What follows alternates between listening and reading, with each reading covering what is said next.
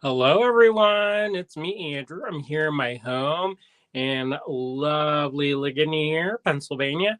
Sorry we're a little bit late. It got exciting around 5 o'clock. The the popo showed up.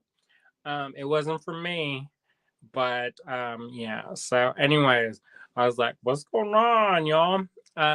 So, anyways, hopefully you all have been having a good week so far. It's a really beautiful day here in southwestern Pennsylvania, and hopefully it's beautiful where you are. We are busy, busy, busy, busy, busy, busy, busy, busy. We're getting ready for the annual Fort Ligonier Days event that happens this weekend. It actually kicks off tomorrow. So tomorrow is like sidewalk sale day. So we're going to be debuting a bunch of costume jewelry and finished, ready to wear stuff that I acquire a bunch of stuff, and they're going to be priced to move. So, if you're interested in any of that and you're local, come by and check that out. We're going to have a little table set up out front. And then Friday, Saturday, and Sunday, it's going to be the big main event. And we're going to have William. Okay, so I'm going to backtrack, y'all. William and I started this kind of friendly competition a couple years ago about who could make more money. William in the in store, um, and during a festival that attracts 100,000 people, or me on the internet where there is infinite numbers of people, and we'll see who wins. So far, I've lost 2 years, maybe 3 years in a row. I can't remember when we started this. Um, but it's a friendly competition. It goes towards our 12-year anniversary campaign, the Allegory Gallery anniversary campaign. And we've got some big plans a part of that. One of the major things that we have to do, and we have to do pretty soon, is get the outside of Star Cottage Studio weatherproofed because, winter's coming and there's a lot of stuff that we have to do. And so anything from the sales will help offset some of those expenses. Um, like at one point, I don't know if somebody threw a rock or what happened, but some of the panes of glass at the cottage are broken. So we're going to have to repair those and possibly the whole window because it's an old window. In all likelihood, it's time, and things happen. Um, so anyways, that's part of it. And then the other thing is that we're launching a new business in Johnstown, Pennsylvania, which is going to be called Butcher Block Gallery, and it's part working studio, so you can take classes and workshops there, specifically on the metalsmithing side. So we're going to have a full array of classes, beginner classes for aspiring metalsmiths. So we wanted to kind of do that Star Cottage Studio, but it's not really set up for that. So that's one of the things that we thought we would be able to do. So we are going to have at least 4 benches in there. And we're also going to have it as a gallery space for contemporary jewelry. And so that's pretty exciting. I feel like most of the contemporary jewelry we're going to sell online and have mostly use the physical location as like a classroom space. I think that will make a lot more sense. That we wanted to open this past September. However, things got pushed back and we're going to try to open in the spring. But we are well behind our fundraising goals. Um, let's just say, it's not inexpensive to do what we're trying to do. A lot of the equipment that we need to outfit the studio is high dollar. Yeah,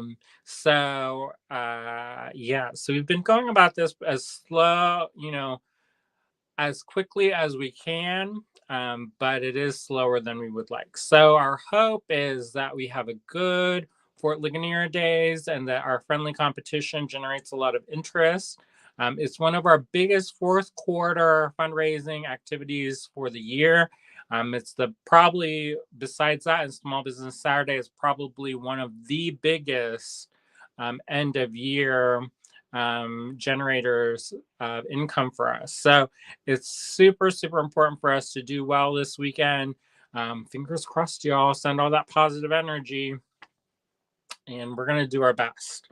So part of that is I plan on waking up early and going to the cottage and be like, look what I'm doing. I'm making all this blah, blah, blah. But you know what? I was thunderstruck. Ever since I got back from Aeromont, it's like somebody done hit me with a truck. And I'm trying to get back into the swing of things. So if you ever have gone out and done stuff like that, you know that sometimes the reacclimation is sometimes the hardest part. All right. I see a couple people are watching. I see Michelle's watching. Hi, Michelle. Anita's watching. Hi, Anita. Marianne's watching. Hi, Marianne. If folks would be so kind as to like and share our post, that helps tremendously. It helps boost our signal and get the word out about what we've got going on. Now, there's a couple housekeeping notes that I wanted to address before we get too into anything.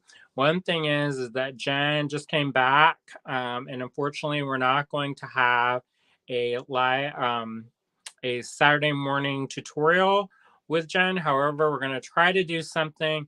I don't know if William's going to have enough time to do what he wants to do, but we're going to, put all that positive energy into making it happen. And that's going to debut. The Saturday morning tutorial is not going to happen, but whatever we do put in its place for this weekend will debut as regular on Saturday. So keep your eyes peeled for that.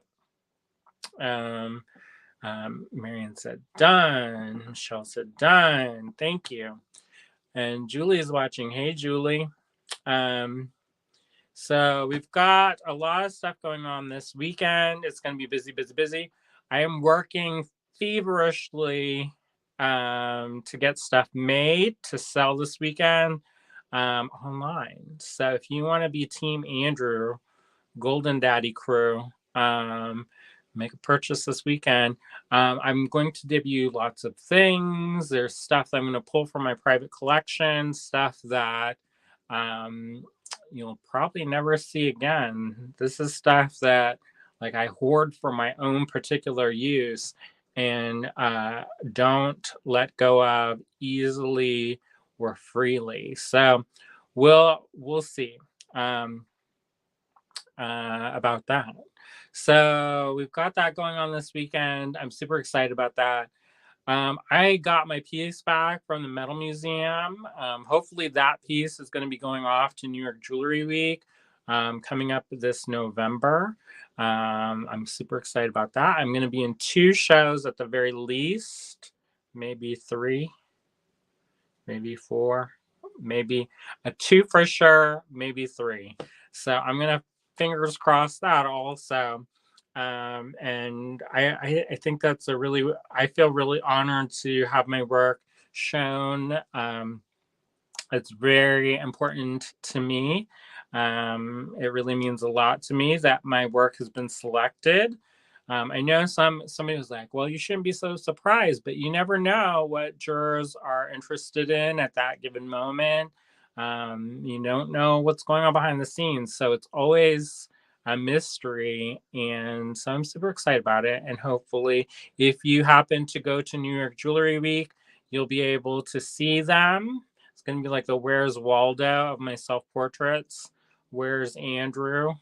I don't know if we're going this year or not. And I hate to say that because I know that some of the people who are planning some exhibitions need help. However, we've just been I've been on the road a lot, and we have so much stuff going on that I just don't know if I can swing it. But if I can, I will go, and I'll do little travel logs along the way. I think I can do it as long as I get a cheap place to stay. um, I don't like when we moved from New York, a lot of the people who we knew also moved. So we don't really have like a lot of people back in New York that I feel comfortable enough to be like, hey, can I crash on your couch kind of business. So we'll see. If I can find something inexpensive, I can take the train over. And it's not too bad. I don't really like to drive in the city. Um, It's just not my favorite thing in life. So we'll see. I This week, on Friday, there's an art opening at one of the local colleges, Seton Hill, and it's the Allegheny Metals Collective, kind of retrospective. I wasn't a member then, so they didn't ask me to participate in that. But if you're around, check that out because it looks like fun. I'm going to go, and I'm going to drop off one of my pieces for the exhibition in New York. So, yeah.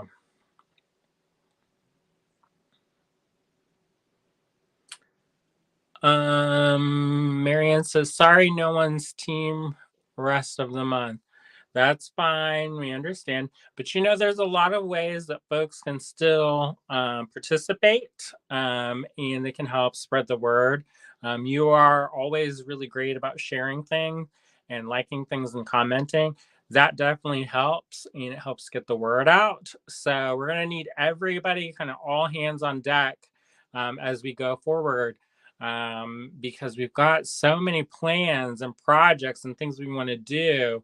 And so there's a lot of ways that folks can still participate, even if funds are tight. But we're excited. We've got a lot of really good things going on.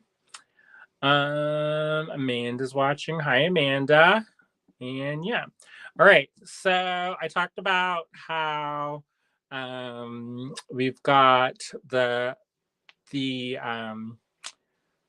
Saturday morning tutorial is not going to have Jen this week. She's going to be setting up at Fort Days, and we couldn't get her in to film before then. I didn't talk about Spooky Creepy. Spooky Creepy opens on October 22nd. It's a group show on a project wall and features over 17 different artists. So the way that the show's actually turning out to be a relatively large show. So what we're going to do is we're going to have at least one piece from each artist on the wall at any given time. However, I have multiple pieces from different people, so I may swap things out throughout the duration of the exhibition and as things are purchased. So it's going to be kind of ever kind of evolving and changing, which I think is kind of neat. It's not a traditional kind of exhibition where you kind of look at it and it stays the same forever. It's one of those ones that's going to kind of change around. Postcards for that should go out starting tomorrow. We ordered a bunch of postcards. They unfortunately got delayed. The hope was to send them out before I left for Arrowmont, but something happened. So they're supposed to get here today by end of day, which should be now. And we're going to be labeling up postcards. So if you aren't on our mailing list, I don't know if there's a way to add you on our mailing list now. I know there's a way to add yourself to our our online mailing list. If you go to allegorygallery.com, you can scroll down to the bottom of the page, and there's a place to sign up for the newsletter. And there used to be a place on there where you could also sign up for our kind of snail mail mailing list. But but I don't know if that's still active or not. And it's been years since we've used it, so I don't know if people have moved or if people are alive still. That's the pandemic happened, and then we didn't do art shows for years. And so we didn't send out postcards for years. So this is kind of a little bit stressful, but also good to kind of get back into the swing of things. That show will run until December 3rd, and we've got lots of stuff that we've got planned for the rest of the year and next year. So I'm super excited about that. Hopefully, you all are as well. All right, I see a couple of other people have joined us. Susan's watching. Hey, Susan. Amy's watching. Hey, Amy. And yeah, so Marion says, is there an event posting for the art show? I don't know, but I can get back to you about that. William usually sets up the events, but he's been super busy, so that may have gone by the wayside. But we've got about a week and a half to promote, which is not ideal, but it's better than nothing. So we're going to roll with it. And once we do have that information, you're going to get spammed the heck out of. So fear not. It's coming. Probably tonight we'll start offloading all of the promotions and getting folks interested. Excuse me. There's a bunch of folks. It's over 17 people. And they've sent a lot of really cool, some of them are still coming and in transit, but folks have been making lots of cool stuff. I picked some stuff up in Winston-Salem for the art show, so that's exciting. She sent 5 pieces. So if you don't know her, who I'm talking about in Winston-Salem, it's Cheryl Ann Lipstrew.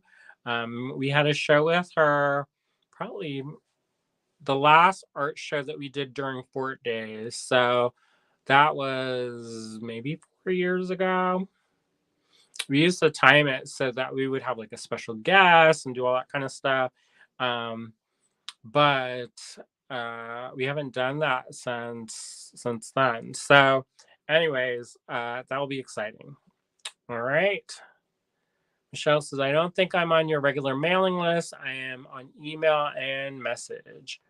Oh, great. Well, I can check with William and he can try to update the list. There is some kind of a little bit of a hiccup that we had. And I think that's because during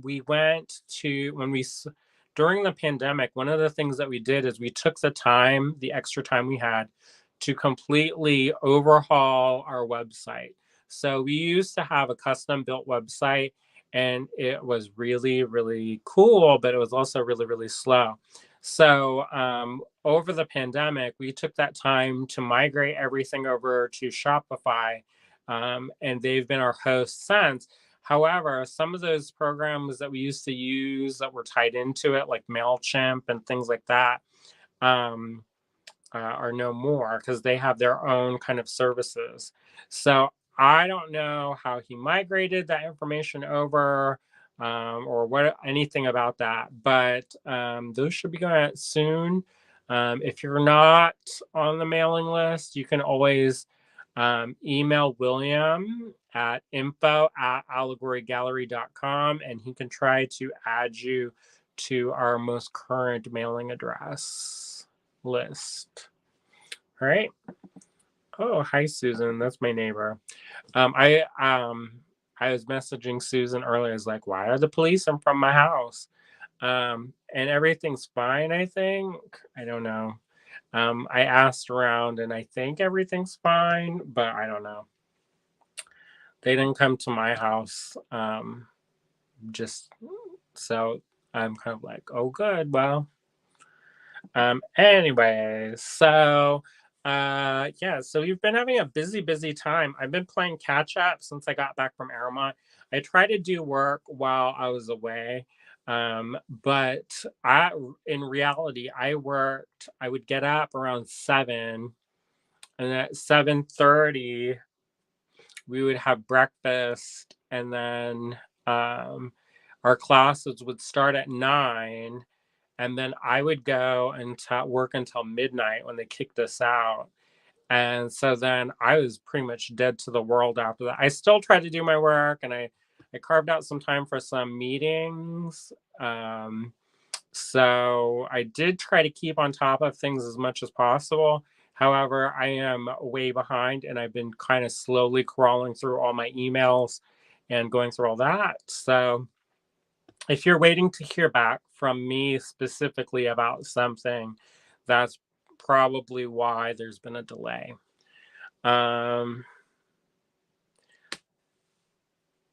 Michelle said, did everyone get their Powerball tickets? I don't know. William, if you're watching, go get the Powerball tickets. I want to have a life of leisure.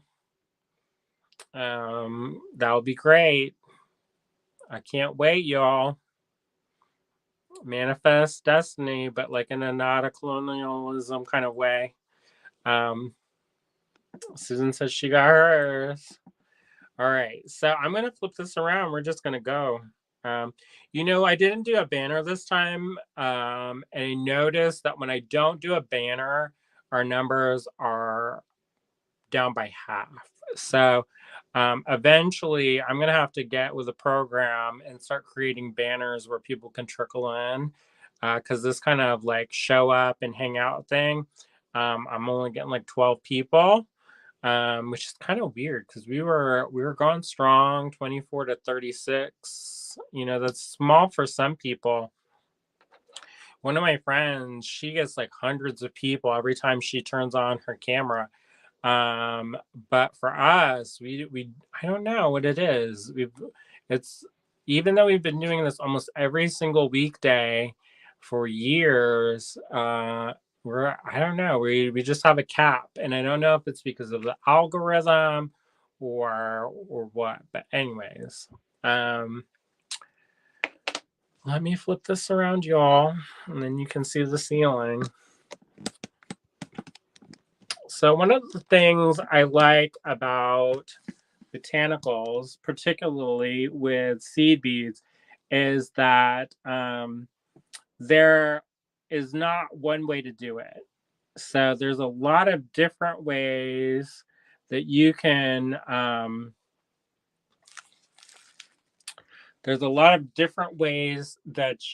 crack this egg.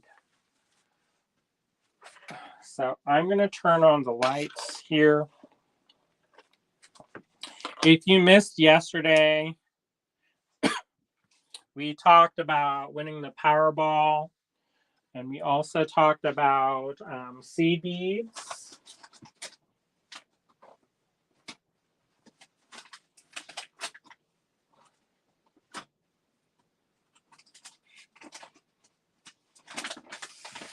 On Monday, we showed some of the stuff that I worked on at Aeromont. And then on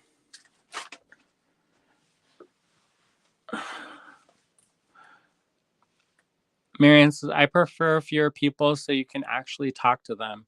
I like it to be somewhere in the middle, so also I feel bad because like we constantly ask a lot of our people who watch. Like we ask people to like and share things. We ask people to participate and buy things and basically support our lifestyle. And so with many hands make light work.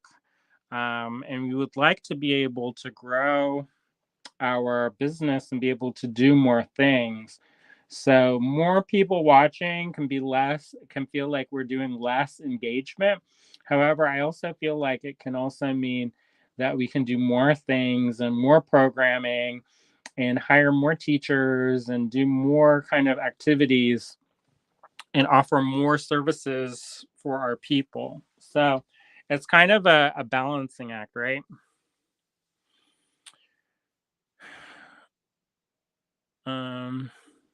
William says, if you've purchased from us with shipping, if you purchased from us with shipping, you'll be on our mailing list. So there you go. All right.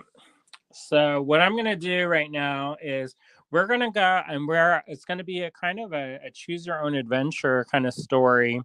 And I'm gonna just show you a couple different ways that you can combine seed beads to make various fall florals. So the basis of this is we're gonna use a fire line. This is a 6 pound in smoke. I talked a little bit about this yesterday, but if you're using a matte bead or a bead that is a light color bead, it's sometimes good to take a little bit of brown paper, like from a shopping bag or whatever, and just your run your thread through that. And what that does, if you can't see, is it takes off the extra dye, and it won't. It's less likely to get on your beads because sometimes it gets on your beads. It's not the end of the world. A lot of times, if you've used a synthetic fiber like this fire line, you can give it your beaded project a gentle scrub with some warm soapy water, and it comes right off. Sometimes you can take like a wet wipe and just wipe it.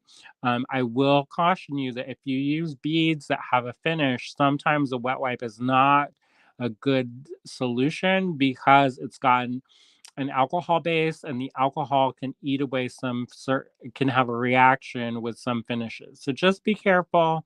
I would say if you're really concerned, get a little Q-tip, do a small area, a little test area in a not very like visible area, and see if it works. And give it a day or two and look at it.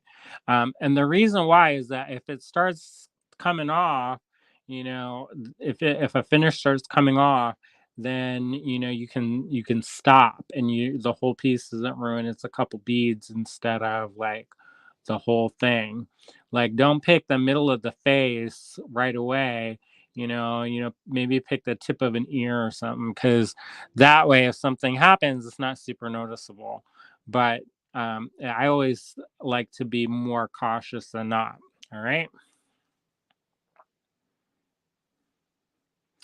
Amanda says it could be the time. This time zone, people are driving home and making supper. Yeah, you never know. And we've been playing around with different time slots. Um, like we've tried later, we've tried earlier. I don't know. Um, it just seems like there's a cap, which is fine, but still. Um, all right. So I've got this um, uh, thermally bonded thread. I'm going to cut off a wingspan, and this is probably going to be more than enough for my project. So what I'm measuring is 1 arm length and 1 torso length. And then I've got this thread cutter, and that's going to make it nice and sharp. I'm going to run my thread through my paper, and it really does take off the extra. I mean, you can see it takes off the extra, and that's kind of quite dark, so it actually is working. So just keep that in mind. If you ever looked at your fingers after you've been seed beading and it looks like you've been digging around in the coal mine, that's why. So what they do is they soak the thread in a dye. So all of these threads start out clear or crystal, and then they dye them. And they use a synthetic polymer dye that soaks into the stuff. So they try to do their best to get the excess off. But sometimes if they want a fully saturated one, that's what happens. So yeah. All right. So I'm going to get my needle. I'm going to thread my needle, and then we'll do choose your own adventure. So on Monday, we showed off some of the things that I made during my time at Arrowmont. And then yesterday, we showed off a bunch of vintage seed beads, and we have a lot of them left. I'm just going to tell you, we have boxes and boxes of vintage seed beads, and we have a lot of them left. So if you wanted any of them and you're like, oh, it's probably too late, I'm probably not going to get anything that I want, 99% chance is that you're going to get exactly everything you want, because we didn't sell a ton yesterday and we have a lot of them. So just keep that in mind. If you're a little bit on the fence about that, there's still a chance to grab some. So today we're going to be using some of those vintage seed beads in our project. And I added a couple new ones, like this color and this color were not in yesterday. And this color is kind of like a brownish red, a reddish brown. If you want that, maybe say it's SB 31, $2 for this bag. And this is SB 32, $2 for this bag. This is a little bit of a darker orange than we had yesterday. This is a size 8 and this is a size 5, by the way. So this is like the color of orange that we had yesterday, and this is the color of the orange that we had today. So you can see there is a difference in the oranges. There is a lot of subtle variation. So for today's project, I've got a couple different things. I've got these red seed beads, which I love these. If nobody buys them, that's okay, because I'm a hoarder.net for these.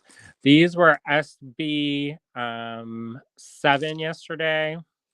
They look like coral, but they're not. So that's a beautiful coral, like a deep kind of coral red. And then we've got these ones, which I just showed, which are SB 22. These are all $2 a bag. And then I have this, which is, I believe this is SB 19, and they're a black, and they're sizes 5, size 6. And so that's what we're gonna do. All right. So we're gonna do a choose your own adventure. And so you're going to help me, and we're going to design this project together.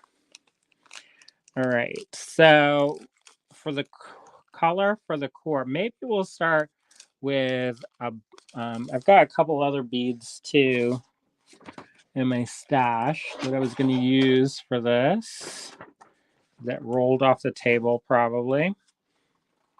And for this one project, that we're going to do a lot of brick stitch today. So if you are not a fan of circular brick stitch, then this may not be the video for you. But let's do this one. All right, so this is a druck. It's basically a check glass round bead. And I've got my needle and thread, and I'm going to thread this bead like so. All right. I'm going to come down to the end, or close to the end. I've got about 4 or 5 inches left, and then I'm going to make a knot. So I'm going to tie this over, and it's going to be over the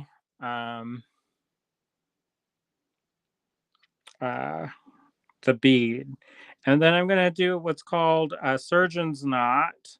I'm going to go in through once, and I'm going to go through twice, and I'm going to pull tight.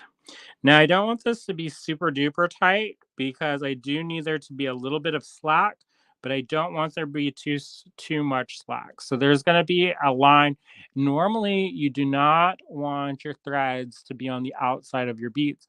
However, if you're doing brick stitch, it's very important that you have a thread bridge that you can work on, work off of. So I've got that. And then I'm going to take my needle and I'm going to go up through the middle of my bead. And I'm also, at the same time, I'm going to hold on to that tail, the shorty side, And when I pull it, I don't know if you can see this or not. When I pull it, that knot is going to disappear underneath it's going to be disappeared. Boy, my nails are gross. Oh, wow, whatever. Anyway, so the knot is going to be hidden in here. And that's just purely for aesthetics. I don't actually know why, because you don't actually get to see it. My only assumption is that because it's hidden, it's less likely to get snagged, and therefore will make this a little bit more of a sturdy project. I see June's tuned in. Hey, June. So I'm going to take this needle. This is coming out through the bottom. So I'm going to go down through the top, going to the bottom, like so. And I'm going to try to keep the threads evenly across. You know, it's not 100% important that that happens, but it's nice. So I'm going to take this needle, and I'm going to go underneath the first thread bridge that I put down, and I'm going to put a little anchor knot. So I'm going to make a loop like so. I don't know if you can see that loop, and then I'm going to go up through this loop, and that's just going to hold everything into place. All right. That's going to lock it down, keep it from moving around, getting too wavy gravy style. All right. So now is the audience participation part. You can, I think these would go look good, but I also have these. We're going to use the size 5 or the size 6. So we've got A, B, and C. What do you want? A, B, or C? A, B, or C. This is A. That one isn't. This is B, and this is C. Rosie says B, black. Marianne says, I have one nail that is stained around with green. Yeah, if you paint it all, then you know. Like, this is our busy time, and I'm getting ready for stuff. So my nails are always look gross. So anyways, I apologize. Marianne says A. Amy says B. All right, B is in the lead right now. Man says, what is this for? The middle of the flower? Yep. And we're going to do a bunch of them. So don't worry if you're like, oh, I chose wrong. Because we're going to do a couple different variations.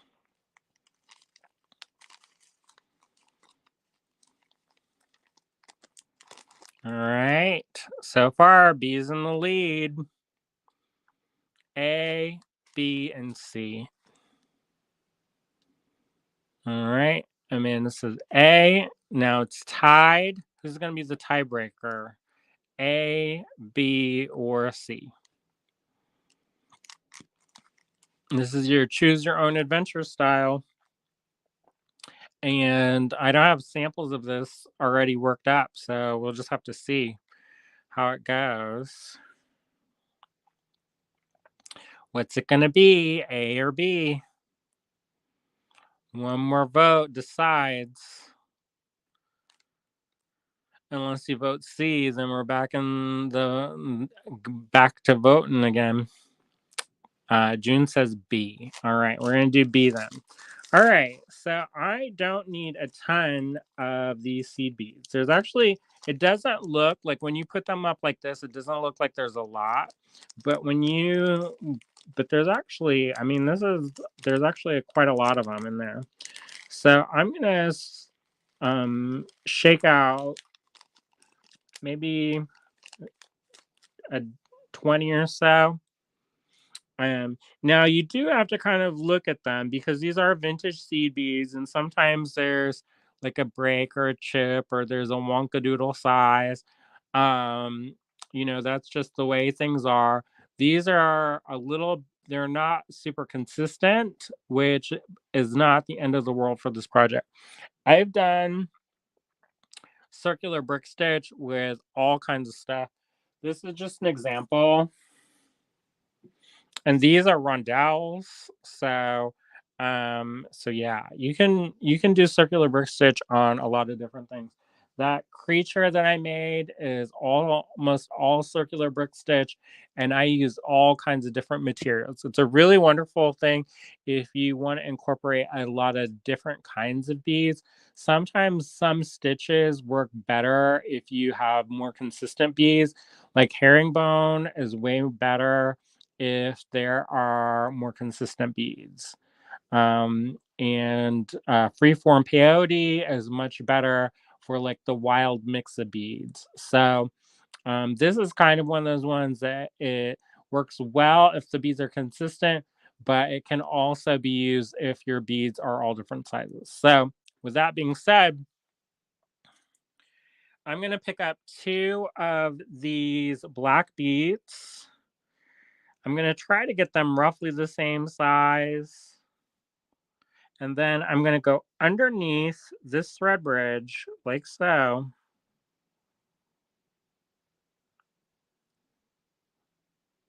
If I can do it. And then I'm going to go up through the last bead that I went through. And that's going to help add it on. So I added 2 beads to get this stuck on, right? So that's what it looks like. So whenever you're starting a row of circular brick stitch, hey Harry, he just showed up. How's it going? All right. So I add, whenever you start a row of brick stitch, you add 2 beads. And then you stitch on 1 bead at a time. So I'm going to pick up a bead. I'm going to go underneath my thread bridge.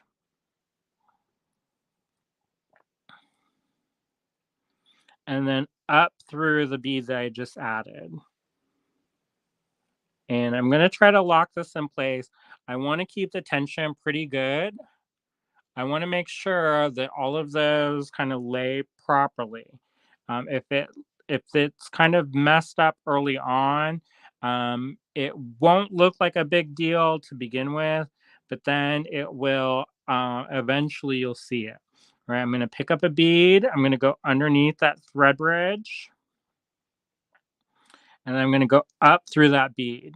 Now, you want to make sure that you don't accidentally go and go back through that thread bridge. You want to make sure that when you go over that thread bridge or under that thread bridge, you're staying on that side of the thread, because otherwise the bead just pops off.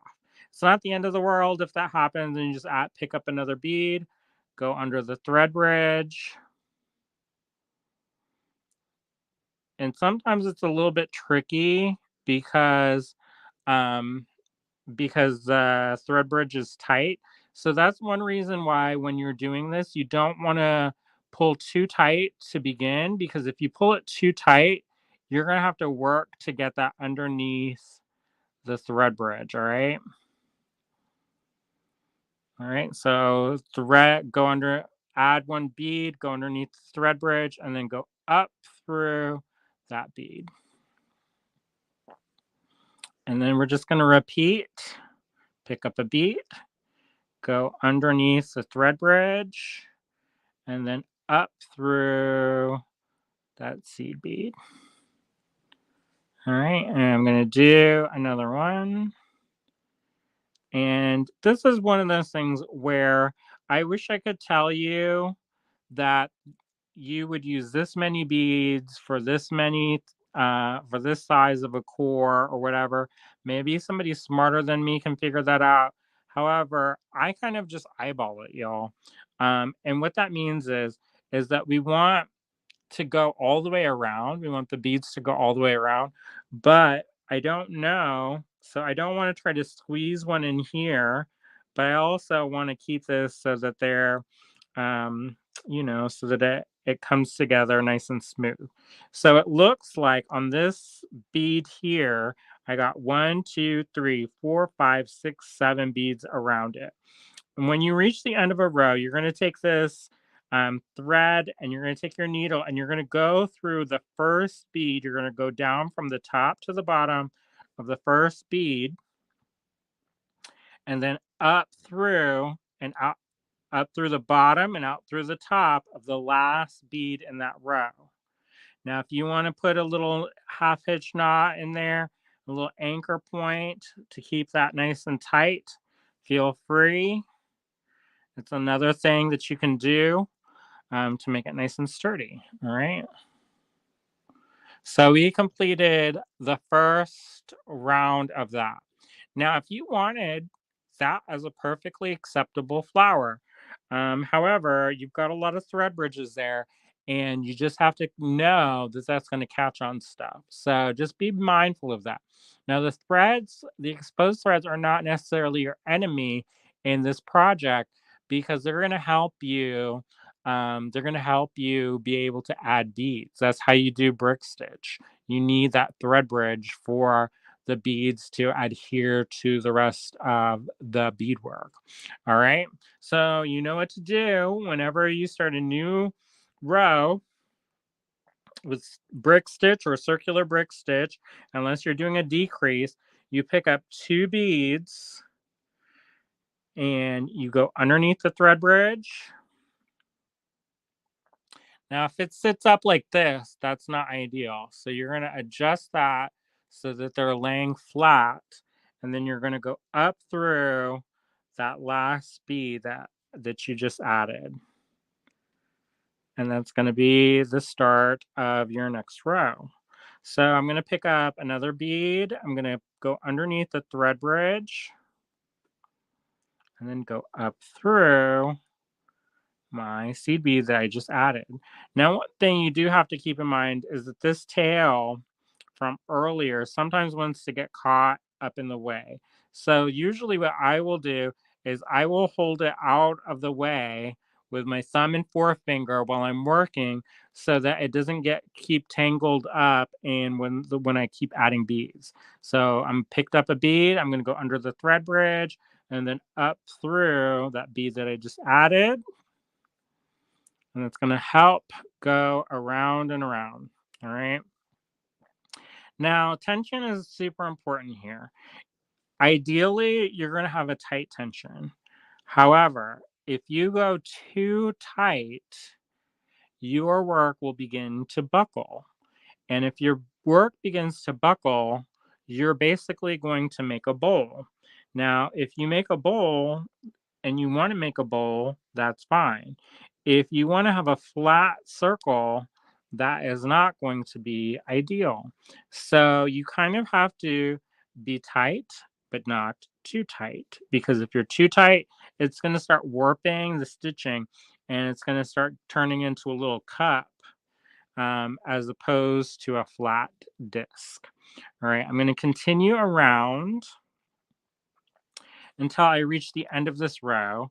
And if you're just tuning in, we're doing some fall inspired botanicals, so fall florals with some of these vintage seed beads that we debuted last night during our live event. The bags are only $2 a piece and they come in a variety of shapes and sizes. So it's a really wonderful way to get different seed beads to play around with, test out different colors, see if practice your increases and decreases. And yeah, so I like them. All right, so I'm just going to continue going around, picking up beads, going underneath the thread bridge, and then going back up through the bead. And so when you get closer to the end, you're going to have to make a decision for yourself of how many beads you think will fit. So sometimes it's an easy call. Sometimes they just want to naturally go together and you're like, oh, so easy. And then sometimes you kind of have to play around a little bit and look at your beads because sometimes you'll have a bead that's a little bit skinnier and taller. And sometimes you have a bead that's like flatter and wider. So I'm going to pick kind of one that's in between and I'm going to go underneath the thread bridge and up through the bead, just like how we have been doing. And then I'm going to finish off that row. All right. So when I finish off that row, what I'm going to do is I'm going to go down through the top of this seed bead and out through the bottom. And then I'm going to go up through the last bead that I added in that row and out through the top. And then I'm going to do a little half hitch knot here, get that nice and anchored on there. And it's going to be nice and sturdy. Again, not too tight, not too loose. It's all about that Goldilocks, just right. And then also, every once in a while, um, I'll kind of adjust my beadwork so that it will be something that, if I need it to be more round, I can try to coax it into being more round. So what I happened is this bead right here, I don't know if you can see that or not, was a little bit taller than all the other ones in this first row. So that's making this bulge out, and it's not being a perfect circle. If you add another round or another row of this, you're not going to be able to notice, and that's probably what we're going to end up doing. But if you do only want this for your project, you're going to have to consider that, excuse me, and try to pick beads that are more consistent in sizes. So if I was paying attention, I would have taken this longer one off and saved that for something else. All right. So the next thing we're going to do is we're going to count how many beads are in this outside row. So I'm going to start with the one where the thread's coming out because that's an easy landmark. That thread coming out is an easy landmark to know which one it is that I started with and where I'm going to have to finish. Because I used to just kind of pick a random one and then I'd be like, was it this one or is it this one? This one, it's the threads got coming out, so it's a landmark. So 1, 2, 3, 4, 5, 6, 7, 8, 9, 10, 11, and 12. All right. So I've got 12 beads on the outside rim of this. I'm going to put these away so that I don't have a bunch of mess. And then we're going to have to do another choose your own adventure with the size 8s. So we're going to do a little bit of a decrease in size. These are either size 5 or size 6. And then next we're going to have to do the next row. We're going to start working on our petals. And we're going to move to a size 8. So you've got two choices, and we've got this A and we've got a B. So you've got kind of this bright orange, and we have this kind of brownish red. And here are your colors.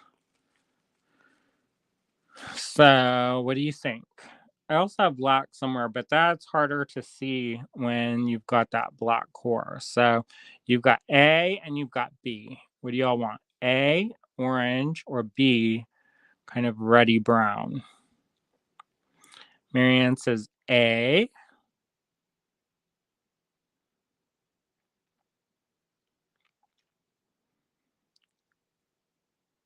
Marianne says A. Julie, oh, hi, Julie. Julie says A. If it didn't have that big red spot in the middle, I think that would actually be really pretty together. It's like those cone flowers that are kind of a dark, deep red, like a deep blood, kind of crimson red, and then the centers are kind of like this brownish dark color in the middle. I forget what those are called. They're not brown-eyed Susans, but anyway. So looks like we're on the A team here. So I'm gonna sprinkle out some of these orange ones. The A. And we're going to go and we're going to pick up, we're going to take and pick up 2 of our size 8 beads. Julie says she's got to go, but she'll catch the replay. Good evening, friends. All right. So what we're going to do is this thread is coming up through this bead. So we've picked up 2 and we're going to go down through the bead that's next to it. All right. And we're going to try to have them be kind of sit and saddle like that, but they're not going to stay like that. All right. So I'm going to go up through the bead next to the black bead that's next to the other one. I'm going to pick 2 and I'm going to go down through the bead next in row, next the black bead next in the row. I'm going to go up through the next black bead. I'm going to pick up 2 of these size 8s, and then I'm going to go down through the bead that's next, and then I'm going to go up through the bead that is next.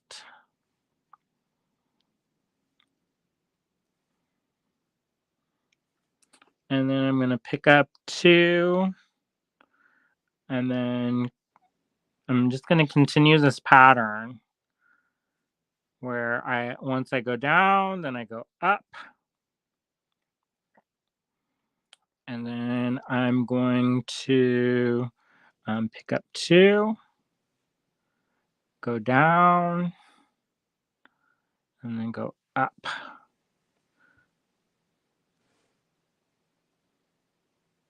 All right. So when you get to the end, I'm going to pause here for a second. So this is what we've got so far. We did circular brick stitch around, and now what we're doing are basically herringbone petals. Before we go, I'm going to get another needle so that I don't have to keep stringing this business, taking and doing the needle, rethreading the same needle. If you don't have 2 needles, you can always use the same one and just take it off of your existing working one and then put this on that kind of shorty tail. And you're gonna be like, what the heck is he doing? And the reason why I'm doing this now as opposed to waiting is that, one, we've built up enough rows that we've created a solid kind of foundation. And then number 2, we've gotten to the point where it's short enough that if if you didn't leave a huge tail on your piece, it's still long enough for it to be maneuverable. So if you wait until you go and you make this great big flower and then you do this step, what's going to happen is it's going to be your thread at the end is going to be very short and it's going to make it more difficult to maneuver around. However, since we've only done a couple rows, it's still fairly maneuverable and you're not going to have a lot of frustration when it comes time to tie this off. So I've got 2 needles going. I've got one on the longer one. This needle's on the shorter tail. I'm going to go up through these 2 black beads, and then I'm going to do a little anchor knot or half hitch knot, and I can trim it there, honestly. Or if I want, I can go underneath this thread bridge, and I don't even need a needle, and tie it off. Using the needle when you're going through beads is particularly good and it makes it easier. However, if you're just going under a thread bridge and the thread bridge is pretty like apparent, then you don't necessarily need to add a needle. And then what I'm going to do is I'm going to trim this. Now, if you have a thread zapper, go ahead and use a thread zapper. Just make sure you don't hit that working the main thread that you're working on. All right, so we're going to go back to our where we left off. So where we left off is we went and we added these 2 orange beads and we came down through this black bead. I don't know if you can see that. What I'm going to do is I'm going to go up through this black bead and I'm also going to go through that orange bead. All right. Like this. You see that? And then I'm going to add 2 beads and I'm going to go down through the orange bead, down through the black bead, and then I'm going to go up through the black bead and up through the orange bead. I'm going to pick up 2 beads. I'm going to go down through the orange bead and down through the black bead. I'm going to go up through the black bead and up through the orange bead. I'm going to add 2 beads. I'm going to go down through the orange bead and down through the black bead. And then I'm going to go up through the black bead and up through the orange bead until basically we're going to repeat this step until we go all the way around. So I've gone up through the black bead, up through the orange bead. We're going to add 2 beads.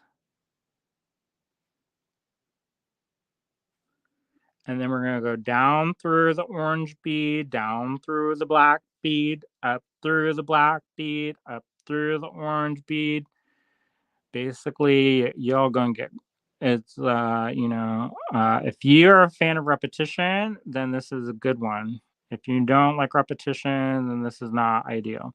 Now, if say you get into a point where this is the orange bead is not laying flat, guess what? Go through the black bead and then go and readjust your position and then go into the orange bead and then kind of yank a little bit, and that will make it kind of lay flatter. It is going to come off like a V shape. These little orange beads make the herringbone, so it does want to make that kind of V shape. So if it doesn't look like a V right away, that's okay because these aren't very long. Like sometimes when you have a longer petal, then you can see it a little bit easier. But these ones also, if you want, you can make this into a snowflake. So if you're like, I don't want to do fall stuff, you can still make this into like a little winter snowflake. All right. So what I'm going to do now is I'm going to go down through that orange bead and down through that black bead. And that's going to finish off our row. All right. Now, there's a couple different options about what we can do next. So if you want, you can add things in between the petals if you want. I'm just going to show you an easy one where we're going to finish these off, all right? So this makes also a really sturdy shape. But there's a lot of variations on what you can do with your little flower here. So if you want to add beads in between, you can add beads in between. Maybe we'll do that to add a little bit of color. How about that? All right. So I'm gonna bust out these red ones. I'm not gonna let y'all choose. I'm just gonna do it. Or actually, I'll let y'all choose. I'll let y'all choose. Choose your own adventure. We've got A and we've got B. Do y'all want A or B? There's like a red color or this reddish orange color. I will say the A is going to add the most contrast, but if you want more of a subtle variation, you can do a subtle variation.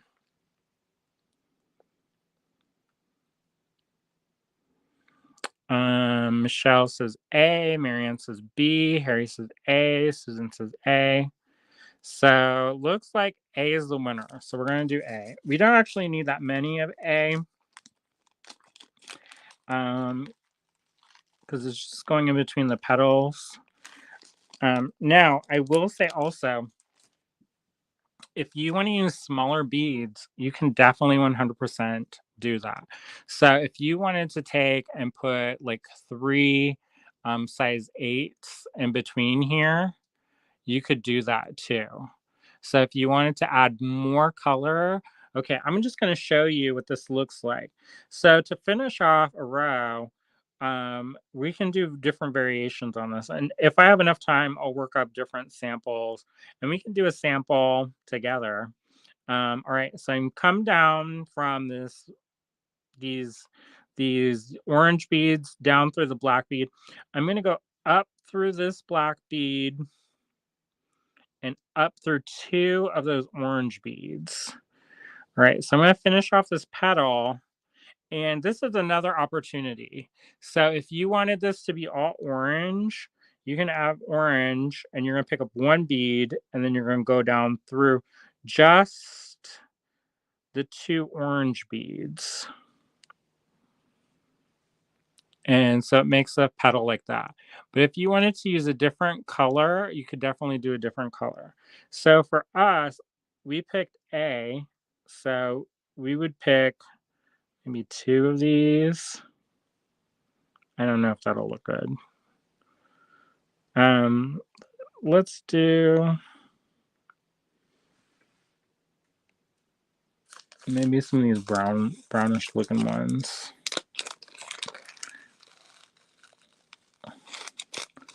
We're just gonna go freestyle, y'all.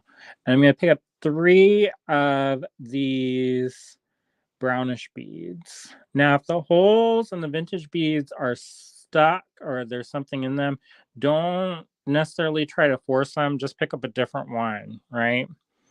All right. So I'm gonna pick up these 3 beads, and I'm gonna go up through those 2 orange beads. That doesn't, well, that looks all right. I bet we could just do 2, and then we'll go back around. So I just changed the design because there's a couple different options that we have, and I just changed it. So that's on me. I'm designing on the fly for what I think would look best. But if it's up to you, you can do whatever you want. That's the great thing about these little florals or snowflakes, is that you can make a decision, and then if you want to change it, you can. So I'm just going to go around and around, and I'm going to add 2 of these little brown beads in between. I'm going to add an orange bead, and then go down through those orange ones, those 2 orange beads and that petal. I'm going to pick up 2 of those little brown beads, and I'm going to go up through the 2 orange.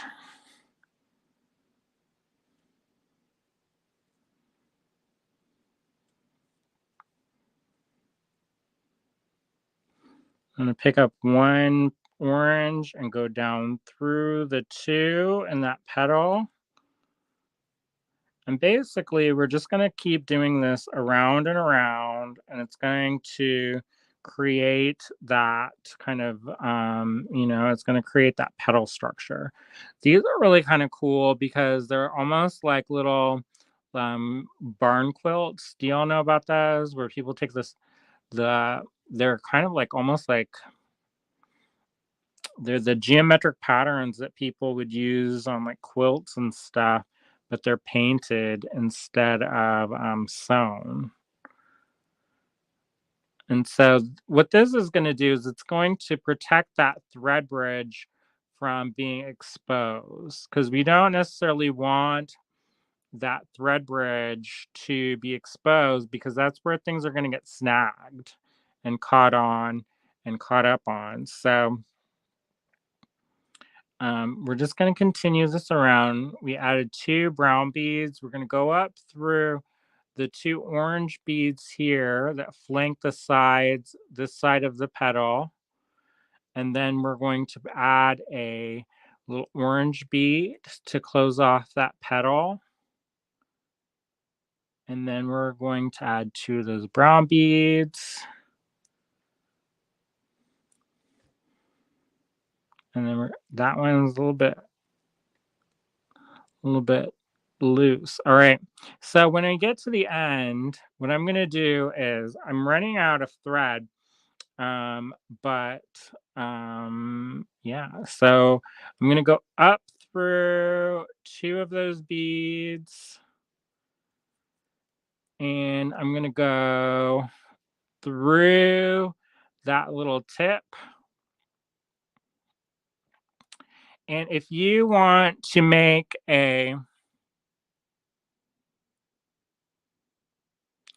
Michelle says, I was wondering if you could show us how to do 2-drop herringbone and 2-drop peyote stitch. Maybe.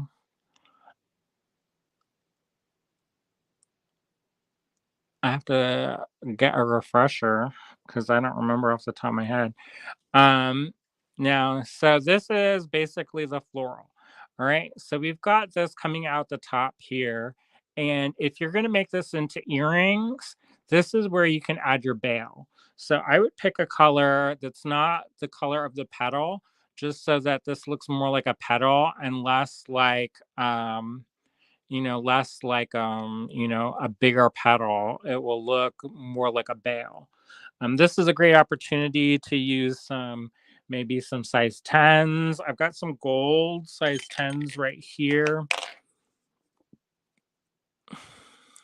And I'm going to pick up maybe 5 of those.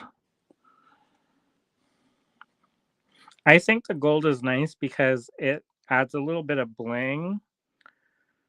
And then I'm going to go through that one bead on the end like so. And then I'm going to repeat that.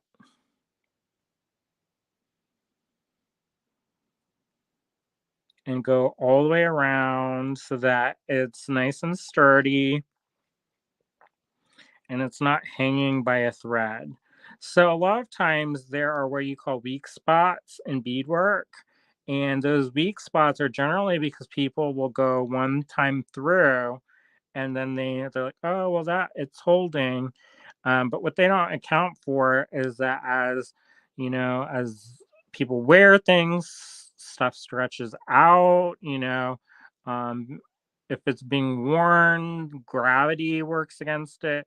So it's good to go through and go through several different times of your in your like any points of connection, and that way there's nice and super strong and you don't have to worry about it getting yanked and then coming loose.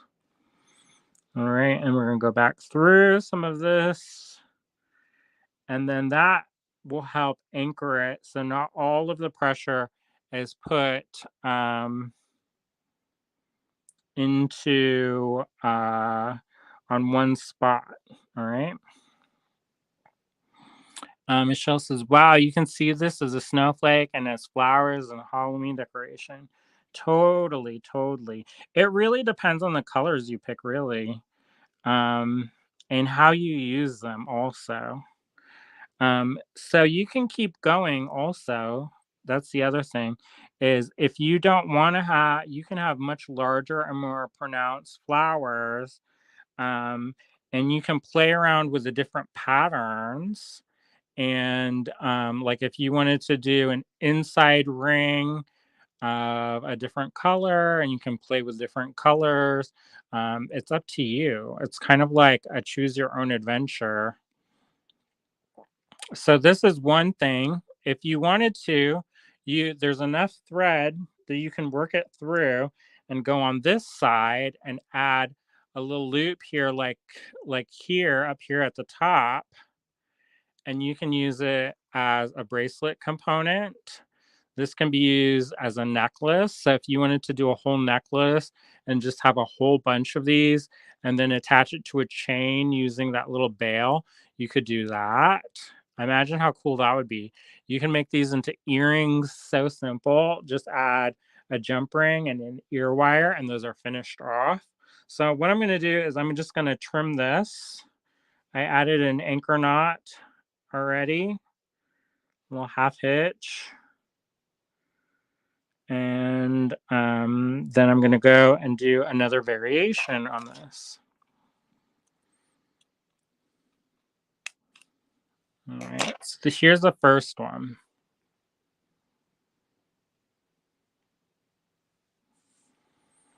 Marion says, very useful concept. Thanks. So if you wanted to, let's say we got one of those drucks, another one of these little red drucks, And I'm just going to do another wingspan thread. I'm going to trim that here. I'm going to thread this up. And they go by really quick, in theory. I mean, everything's relative, you know? So what I'm going to do is I'm going to put this, I'm going to string this up. I'm going to get the bottom here, find the bottom. And you're going to see this kind of in real time. I always like to see things in real time because sometimes when you go back through the video and stuff, you're like, dang, that thing took so long. I'm never going to do that. And then you actually see it in real time. And then you're like, wow, that was really fast. So, but you have to realize I'm slowing things down to explain things. And I'm really wordy. And as my mom would say, I have the verbal diarrhea. So yeah, that's what you get. I take a long time to explain things. But to actually do this is really quick. So I think it's really quick anyway. You know, there's some things that I don't honestly do a lot of tapestry work because it takes a long time. I know some people really enjoy it. I know Michelle's really accomplished at doing tapestry work. I don't really do that kind of work because it takes a long time. And I just don't have a lot of time. So what I'm going to do is I'm going to pick up these red ones that are similar in color, and I'm going to use those for my first rows. Now these are slightly larger than those black ones. I think they're a size 5 and the black were a size 6. So it's going to change the beadwork slightly. So just keep that in mind. Because they are vintage, they are all a little bit different. And so you just have to kind of take that in account of what you're doing. And it's pretty like it's not too bad. All right. So I'm gonna pick up another of these reds and go underneath the thread bridge and up through the bead. And you know, the cool thing is that if you wanted to, instead of just having the next layer be only size 5s or 6s, you could do a smaller layer and then do some more petals. So if you wanted to do more like the sunflower look, you could do your core in a circular brick stitch of like a brown in the size 6 or whatever, and then or size 5, and then do little tiny row of 8s, and then do the little petals off of that. And we can do a version of that if you want to see that. But that's up to y'all. I do have other work to do tonight, but I figure that we'll just take some time and play around with these fall florals. And, you know, you can choose how you want to use these. I think it's a useful concept. All right, so I'm going to do that. So I started with a drop in the center. I added, how many are there? 1, 2, 3, 4, 5, 6, 7. Okay, 1, 2, 3, 4, 5, 6, 7 of these size 5s around. It's not perfect, but that's all right. And I want to one thing you should be cognitive of as you're doing certain beadwork stitches is you want to train where the beads go. So oftentimes this is not great for instruction because you can't actually see what I'm doing, but I will hold that in between my thumb and forefinger while I'm stitching stuff, and that trains the beads where how to go. So if you don't do that and you kind of hold it off to the side or something, then you can get some curvatures in your beadwork, which are not always ideal. Like sometimes you don't want that to happen. So I'm going to pick up 2 of these kind of reddish brown. I'm going to go up and I'm just going to go around and add another circle of circular brick stitch, another row of that. But you see, this is pretty quick. I didn't time it, but you know, I think it went by pretty quick. That's why I used circular brick stitch for that creature that I did, because it is relatively fast. Some stitches you have to be a little bit more mindful of how things lock together. With this, you can make little pieces and components and stitch them together, and it's relatively easy peasy. Whereas some things you have to do a little bit more legwork, and you know, it's not as easy. So all I'm doing now is I'm picking up a size 8, going underneath the thread bridge, and then going back up through that size 8. So not crazy hard. And this is another thing where you can make these components and then sew them on top of other pieces. You can also use them as buttons that you can use for closures. So if you have something like this where it's more circular, just add a little bail and that can be your kind of circular button that you then use as a closure. Because sometimes people are like, what am I going to use for the closure? What am I going to use for the closure? Cheryl says, hi, Andrew. Working and lurking. Love how these turned out. Thanks. Yeah, these are really fun. I think that you could make like a whole garden of different flowers. And depending on the beads that you use, the sizes and the colors, it can definitely influence how your flower kind of comes across, or your snowflake if you're thinking already of winter. I don't know if anybody's had snow this year so far um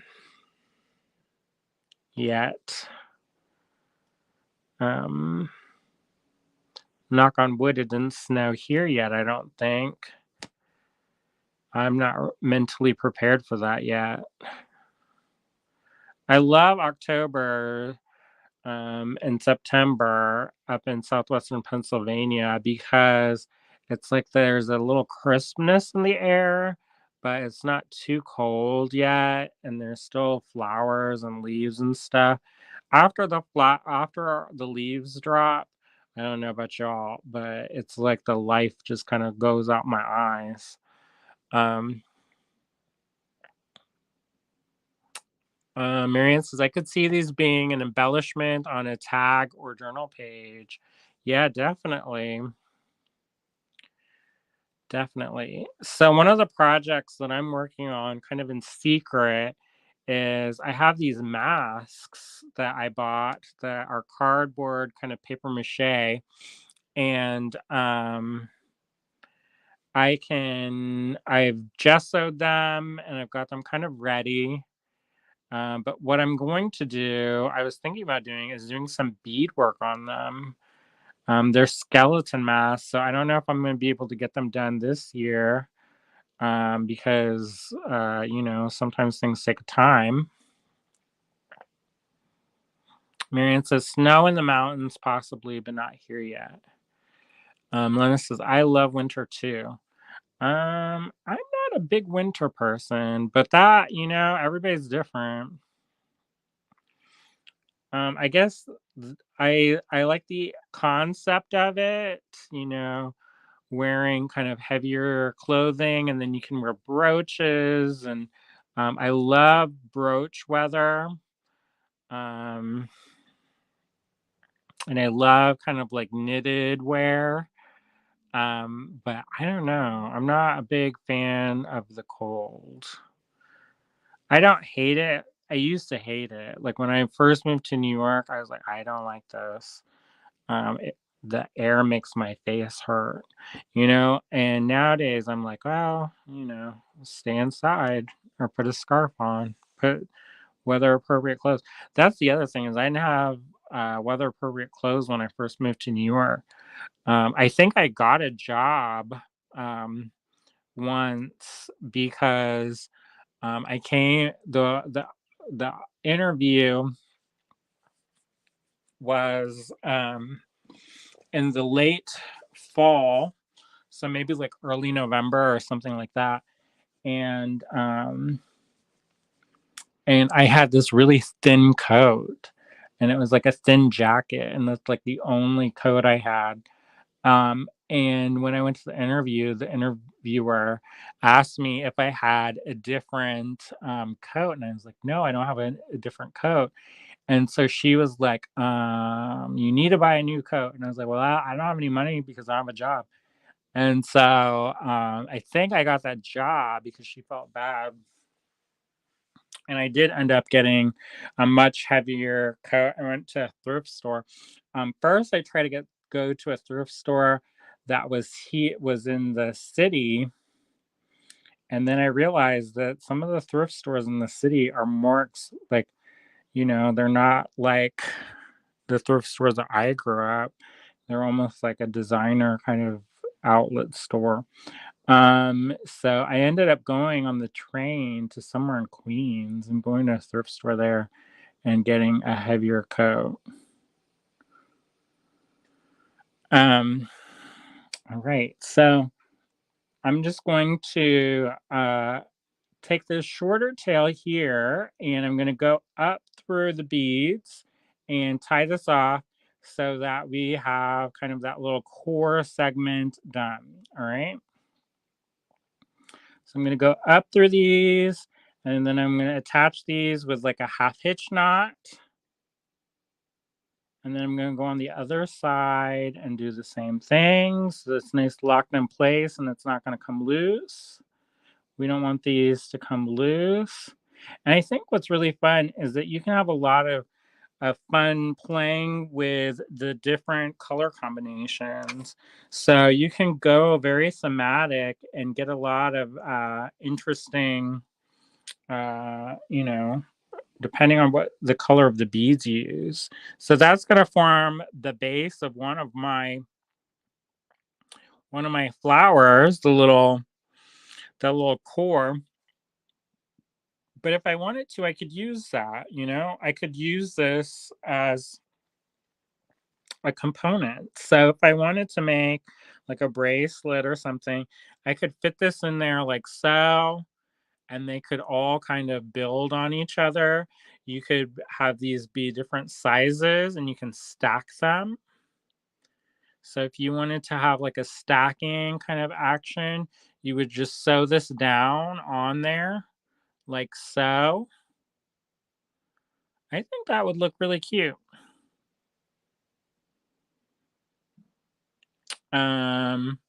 But again, that's up to you. So what I'm going to do here is I'm going to add another row of this brown just so that I can even out that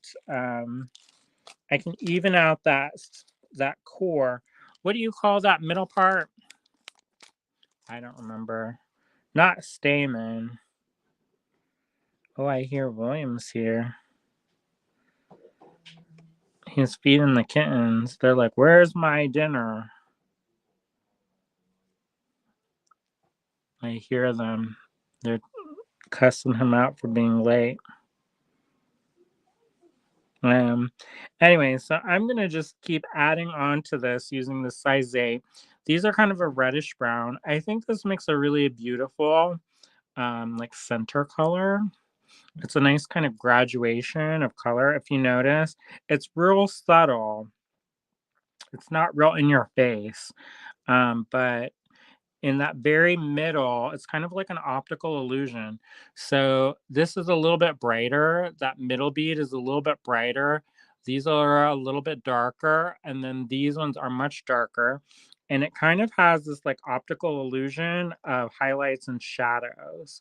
So if you're going to do like bead painting where you are like fleshing out like a cheek or an iris or whatever, you can use those kind of tonal variations in your beads to create that illusion of depth, which I think is super important.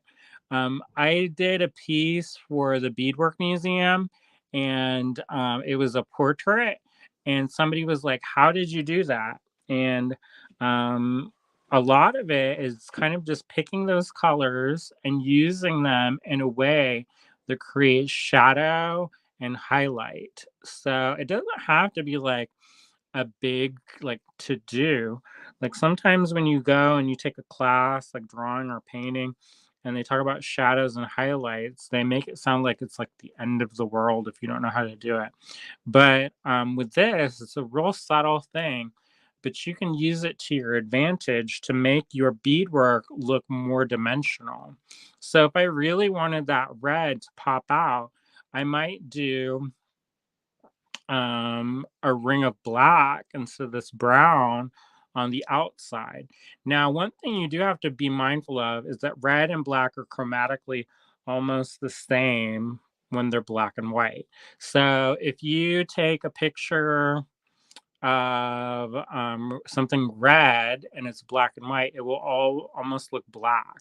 And one thing that they used to do is like in old horror movies before color, they would take like chocolate syrup and they would use that as blood because it would look like blood, even though like in person it would be brown.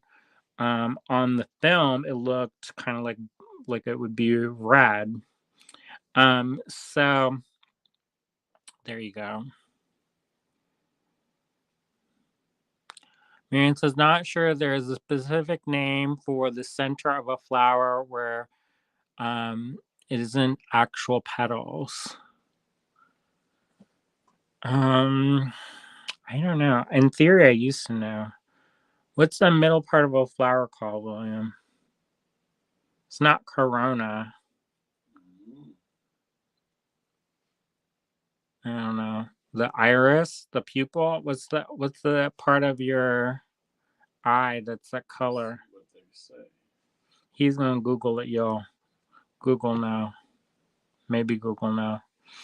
All right. So I'm just going around and around on this second kind of row. The disc. That's what they're saying. That's head and then the disc in the center. And then there are disc flowers that can come off of it. And then ray flowers. Susan said the pistil. I thought that's the thing that sticks out. The stamen and the pistil or whatever. I don't know. You know, it's been a long time since I took those classes. And I take and go on botanical walks and stuff all the time. But anyway, so this is also if you wanted to, and you wanted to have, right now this is flat, right? This is a flat disc, but if you wanted to, you could gently curve this up, and then that could be the cap of a mushroom. So if you had, in one of the videos, I showed how to make cylinders out of seed beads, and you could make your own little mushroom forest. Oh my gosh, I just invented that. What do you think of that, William? I like when you invent things. We'll see.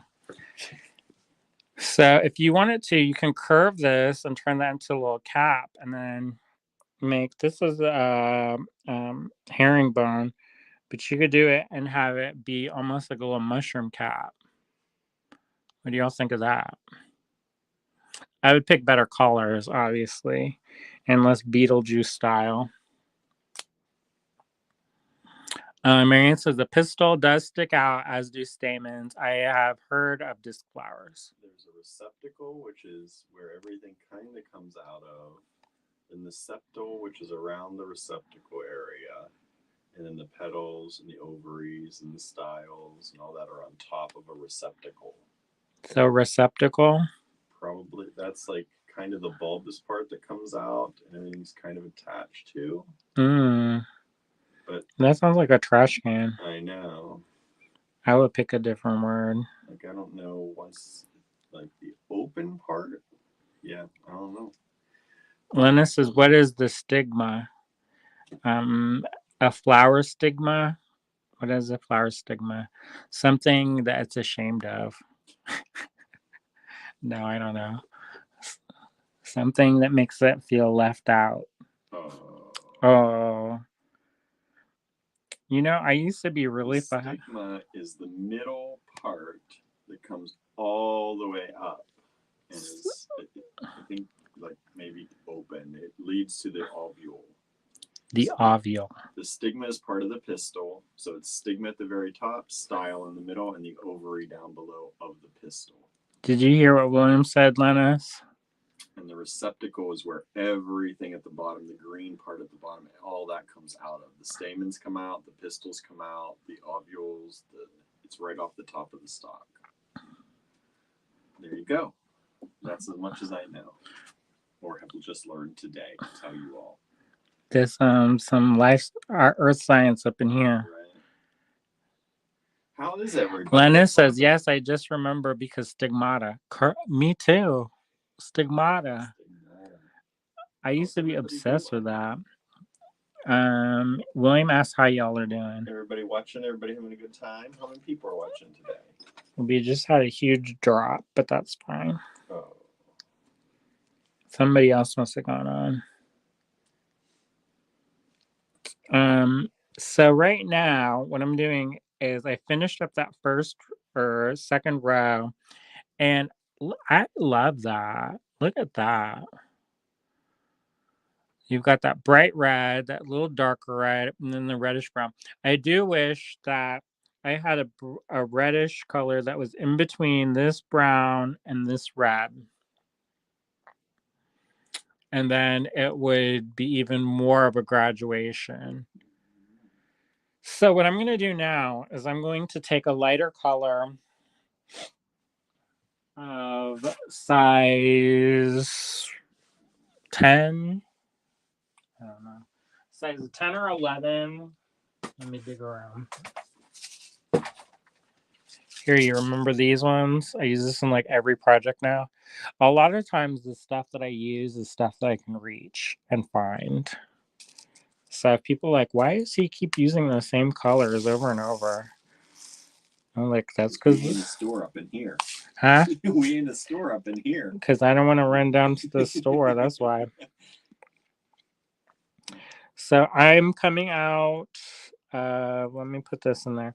So if you do a half-inch shot and it's coming out of the middle, just bury that knot by going down underneath one of those beads and then coming up through, and that will help hide that knot in theory. So I'm going to go and pick up 2 beads, go into the neighbor friend, go down through the neighbor friend. I'm going to go up through the next one in row. I'm going to pick up 2 beads, and I'm just going to go all the way around doing this. This is pretty repetitive. I mean, it's not like, I don't know. I think it's cool, but some people may be like, oh my gosh, this is like watching paint dry. And this is a way that you can go and add those petals. Now, if you wanted to go in and add petals in between, you could also add petals in between. You would just then, when you're coming out through here, then you would go back through the one. But if I did plan on doing that, I would probably add some more thread right now. And then when I do that, I'll have plenty of thread and I don't have like a lot to rework. Marianne says the center of a sunflower are disc flower and the yellow parts are rays. William is playing with Barnaby. How is your day, William? Busy. Busy. Go to the cottage. I'm gonna go make some mugs for 4 days. Do you want to have dinner before? I'd rather get it done than come back and have dinner, I think. I'm thinking if I want to go with you. One of the reasons why I don't like to go when he makes the mugs is it smells. Yeah, I figured I was gonna just let you know, and because you seem like you are into the project here. Maybe. I don't know if they care if I go. They're like, it's the same thing over and over. No. Marion says, assuming a standard. So anyways, so we just go around this, and then what we're doing basically is adding the petals. And depending on how much you want to add, this might be the last step, you know? I would probably go back around and like how we finished off the petals. I by adding that little bead in between those two, I would be adding one in between here. But that could be, if you wanted it to be, that could be the end. Like, I think that looks pretty too. Kind of looks like a little coronavirus, so I don't know about that. But doesn't it? Mm-hmm. Does this look like it? No, let's say no. He says no, because we actually want people to make the projects. But yeah, so it just depends on how long of a petal you want to have also, because Powerball tickets. Oh, we did. We did. Oh, good, so that I can become, huh? Now we can take over the world. I don't. He's be sounding like Pinky and the Brain up in here. What are we going to do today? The same thing we do every day. Marion says no pottery class tonight, William. No, he had a skip because he has too much work to get ready for Fort days. So because I thought he was going to go to pottery tonight, and he was like, I will have a nervous breakdown if I go and then I come back and then I have work to do. And he said he probably wouldn't have any fun if he is thinking about all the things he should do instead of going and working. So this is pretty fun. I like this. Marion says, I think of these as what is that? Gaillardeus. I don't know what that is.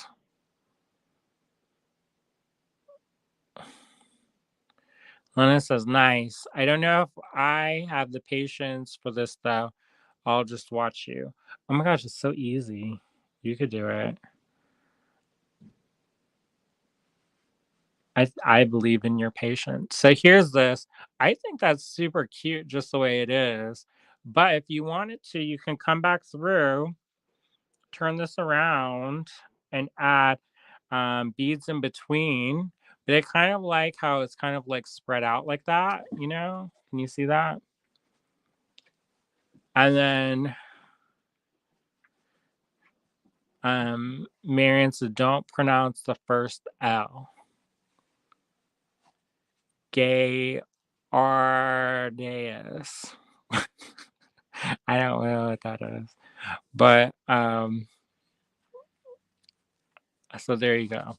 So I think this is kind of cool. It kind of reminds me of the inside of a skunk cabbage when they bloom. So pretty. I love skunk cabbages, their blooms. For one, they look like they're alienation. You're like, what's that? and it looks like this like claw coming up from the earth. That's kind of like this reddish kind of brown color, and it's all speckled and mottled. And then if you look into it, it's got a shape that's kind of like this.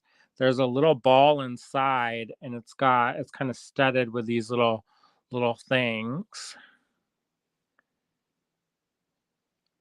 Michelle says, my husband and I created a pattern a couple days ago. He saw me making one and helped me with it. Really love how it turned out. Oh, good.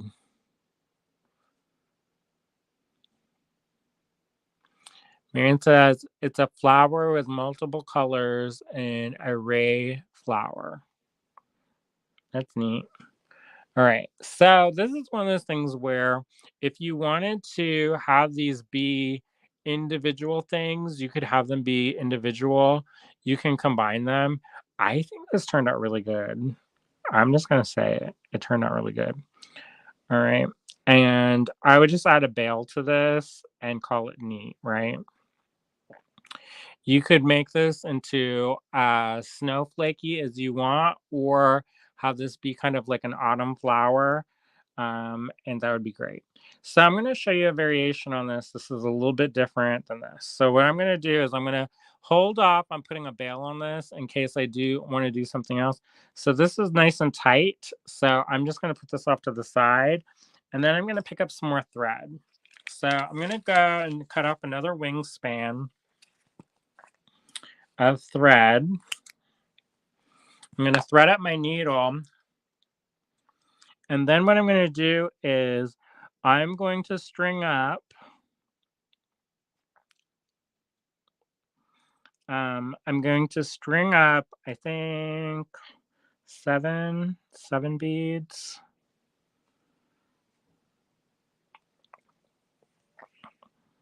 Maybe I'll do an odd number. So I'm going to string up 8 beads. So 1, 2, 3, 4, 5, 6, 7, and 8. Oh, good. So I've strung this up. I'm going to move these down to the end like so. I don't want to pull them all the way off. If you're worried about that, you can always put a stop bead. And then I'm just going to tie this into a knot and create a loop. All right. And then I'm going to make another knot. And then I'm going to do a surgeon's knot. So a surgeon's knot is go through once and then go through twice and then pull. Now, one thing that I'm going to also do is I'm going to go through this. That's the other needle. I'm going to go through at least once more. And the reason why I'm going through this again is to reinforce the center of my piece. So this will make it nice and sturdy.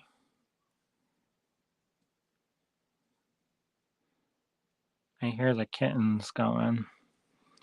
All right. Now, one of the other things I'm going to do is I can see my knot here. So I'm going to skip one bead. And that's just a thing so that I am not constantly working on one point and putting all the pressure on that one point. So I've got this little loop here like so. And then what I'm going to do is I'm going to pour some of these out. A little orange. These are like a size 6. The reds are like a size 5. And then I'm going to pick up one bead and then go into the next bead. And pick up one bead and go into the next bead. And we're just playing, right? So I don't know how this is going to turn out exactly. Pick up one bead and go into the next. It's probably not very reassuring. I'm going to pick up one bead and go into the next. I'm just going to go around this. Let me see about this. I may have to take all this out. That's fine. I'm going to hold this out of the way. I'm going to pick up one bead, go into the next, and just go around this. And that's going to create kind of the base of those flowers, right? Or those petals. And it keeps getting caught on the corner of that fabric, which is not ideal, but oh well. All right, I'm going to go in from this bead and pick up one of these smaller beads and go into the next one. And this, we're just kind of going out in kind of like a corona fashion where it's going like a halo. And I'm going to pick up this bead and go into the next bead. And then I'm going to go, and this is the last one. And then I'm going to do what's called the step up. No, it's not a dance movie from the 90s or early 2000s or whenever that business came out. All right. So I've went around this entire little loop, and right now it looks rough, y'all. It don't look like anything. It looks like this. That looked like a kid got drunk and tried to do it. But as we keep adding beads to it and adding kind of variations to that, it will tighten up. So don't worry. All right. So I'm gonna go through, step up into this orange bead right here. And what I'm gonna do is I'm gonna pick up two of these. Let me make two other colors so that it's a little bit easier to see for your learning purposes. So I've got these black beads and they're the same size as these orange beads.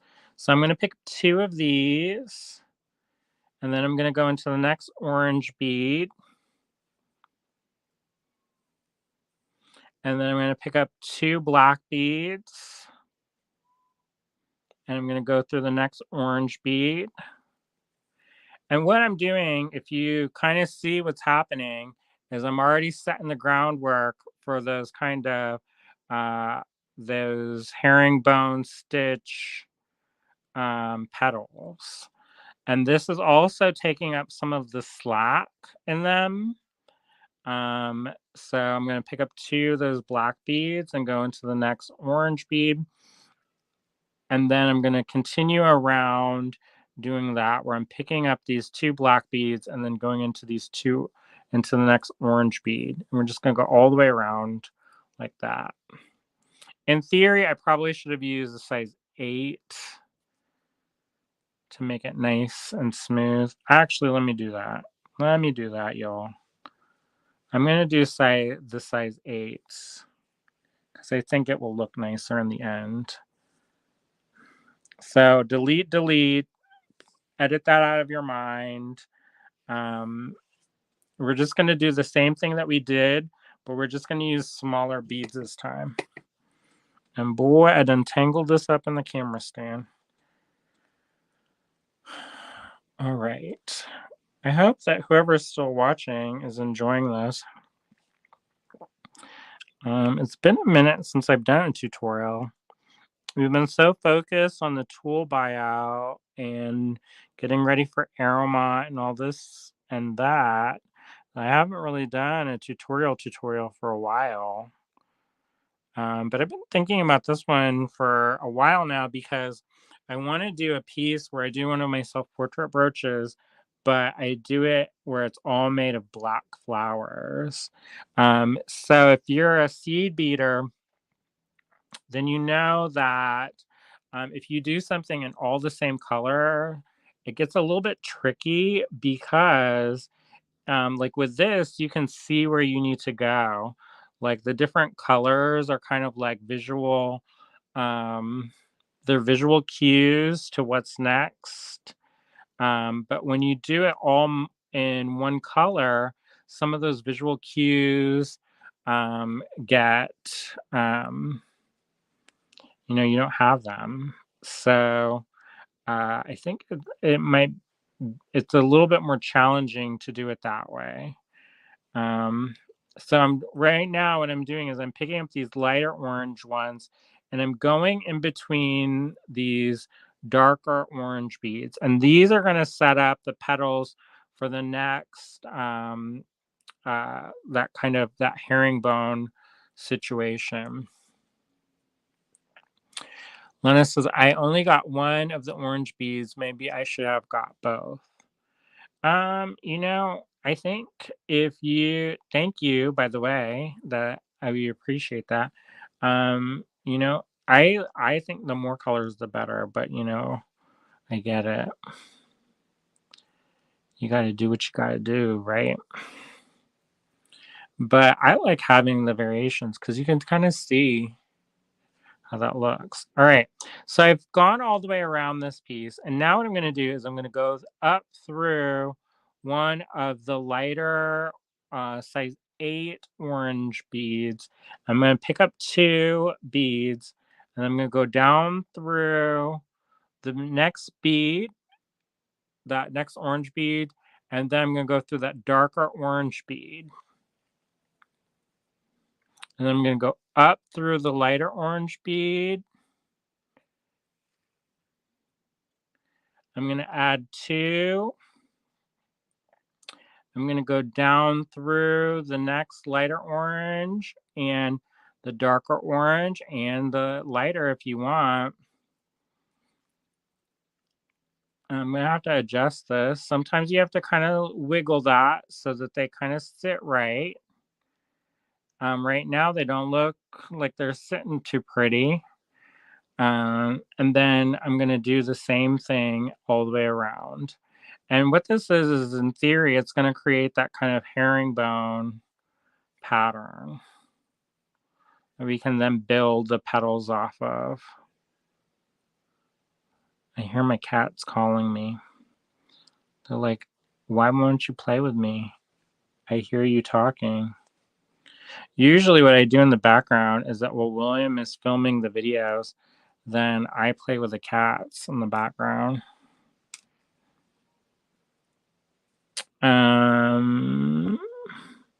This looks a mess.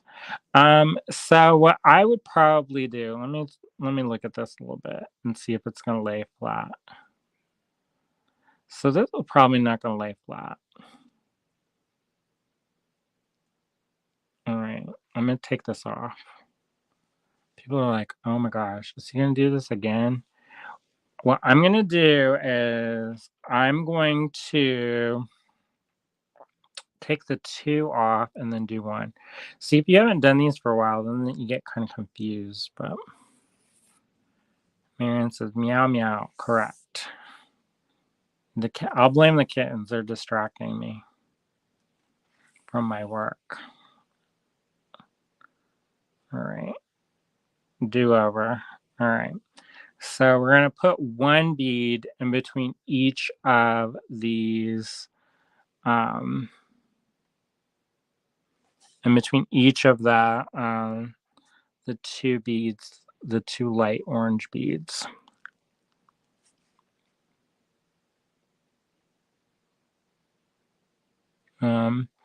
Hopefully y'all are doing well. What have y'all been up to? I know it's only been like a day since we've hung out. I thought it was pretty fun to talk about what we would all do if we won the Powerball. I think that's a nice thing to dream about. I think most people would do like cool, good things.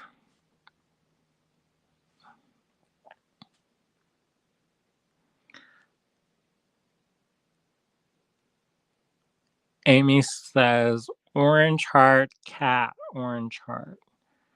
Oh, for Gilbert? Gilbert, he doesn't like to come on the videos.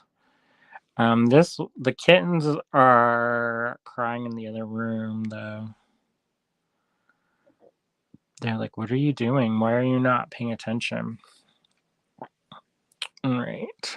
So all I'm doing is I'm going around and filling in 1 bead into in between the two lighter beads.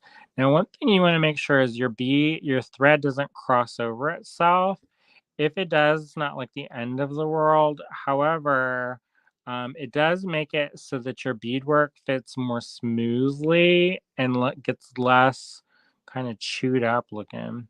I noticed that some of my stitches in the previous one look kind of chewed up, and that's because the beads were getting the thread was getting a little bit tangled. Michelle said, "Did William get your tickets?" Yes, he said we did. You can't play to win, right? If you don't win, right? Or if you can't win if you don't play. So we're gonna fingers cross it and hope, because that would be great. Marion says, I played some more with my spray inks. That's good. So we're using like a stencil. Lena says, I did my bones for live class today and went to the used bookstore. Poopy just brought me home a strawberry and chocolate blizzard. That sounds nice. Lennis, if you want to go to ECU again this year, I'm already planning for that. I think I'm going to be in Aeromont already. So if you want to meet up, we can meet up. But I might already be down that way already. Or I guess I can swing back up and pick you up. But it might be easier. All right, so I've reached the end of the row, and what I'm going to do is I'm going to go through that second bead here, and then I'm going to go up through until I get to the step up. All right. Oh, it's going to be a good one. Logan Woodall is going to be there, and he is really good. He does asymmetrical raising in like animal shapes. Right, so this does not look that great, and you're gonna be like, huh? What? I watched this for what? And what this does need is more. It needs to get more. It needs more fleshing out. All right. So what we're gonna do is I'm gonna pick up one bead, go through this one. And then I'm going to pick up another of these size 8 seed beads, and I'm going to go down through. And this is going to make a kind of a weird shape. But once I finish this, I'll show you. All right. So I'm going through it like this. And I'm coming up over here like this. So I'm going through those 3 beads. I don't know if you can see how that's going. Those are those 3 beads, and it's going to go through those 3 beads. And it's going to be a little bit loose and wavy gravy. But what we're going to do is we're making this shape so that we can put a bead up in here. All right.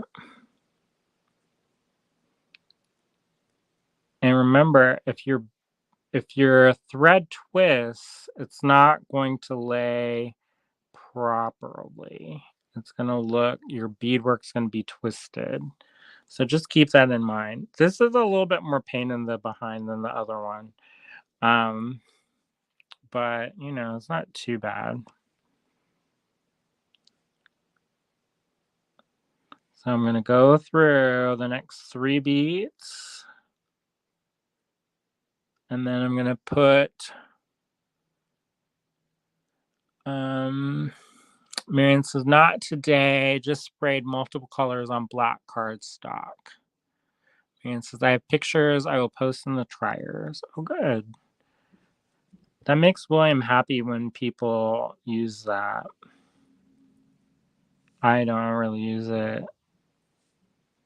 And I don't know why. I just get so busy. But anyway, I probably should support my man.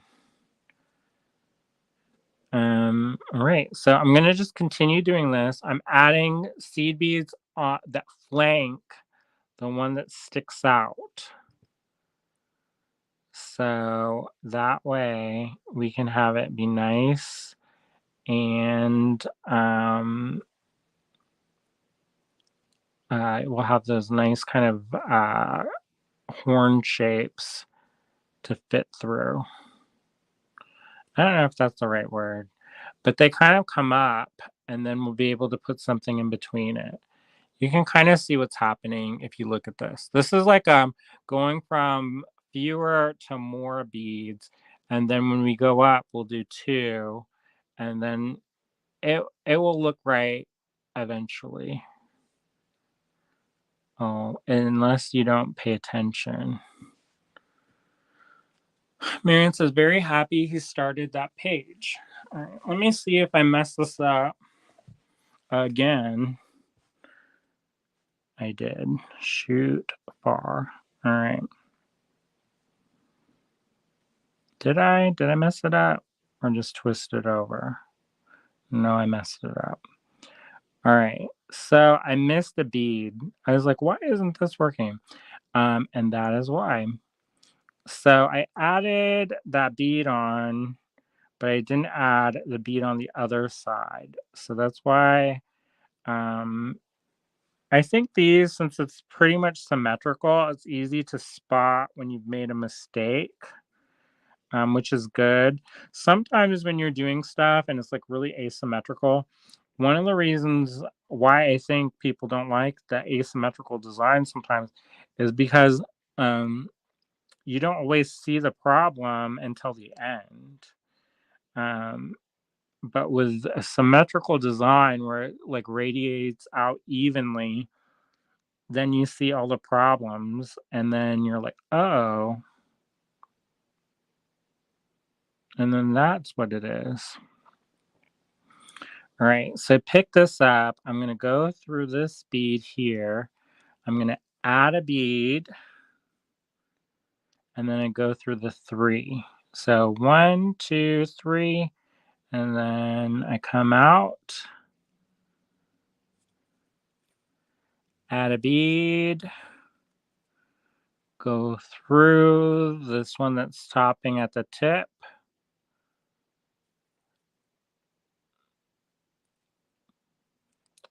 pick up, go through the 3, and then there you go. All right. Now we're cooking with gas, y'all. So yeah, I've been looking at my schedule and I've been thinking about how I'm gonna get everything done that I need to do this winter. So what I'm going to do is I'm leaving, I think, on New Year's Day, maybe. And I'm going to spend a couple days with my friend Andrea in North Carolina. Andrea and Chuck of NC Black, and they're going to show me some fold forming techniques and hammer forming. And then I'm going to go to Aeromont for Pentaculum. And that is a 1-week residency that's invitation only. And I was super excited about that.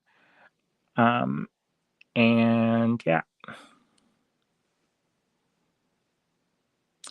Marianne says, I've lost track of what you're doing. Me too, kind of. Not really. Amanda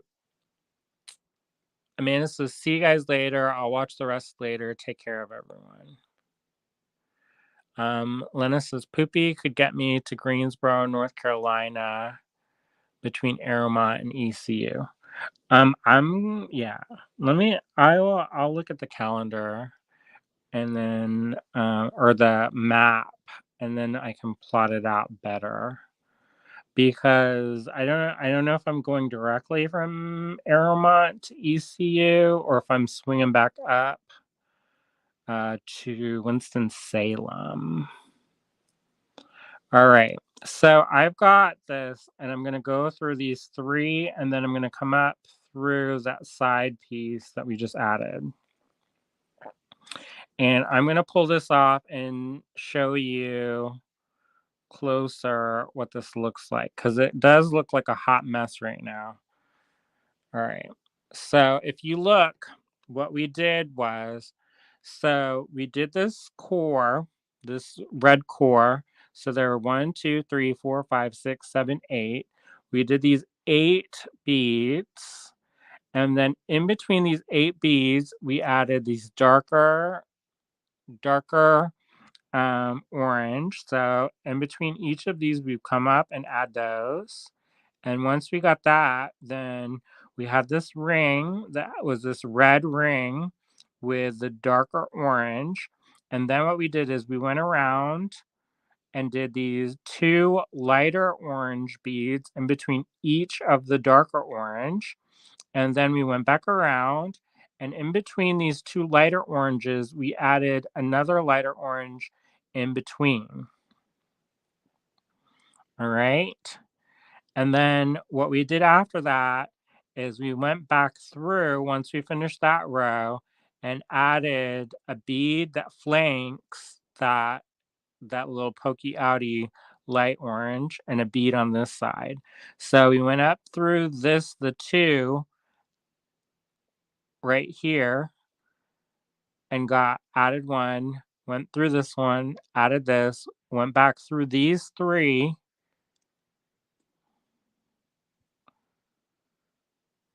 went back through these 3, added 1, went through this, added 1, go through this 3, added 1, go through this one, added 1, go through these 3, added 1, go through this one, added 1, go through these 3, added 1, go through this one, added 1, go through these 3. And now we're at where we have finished off, right?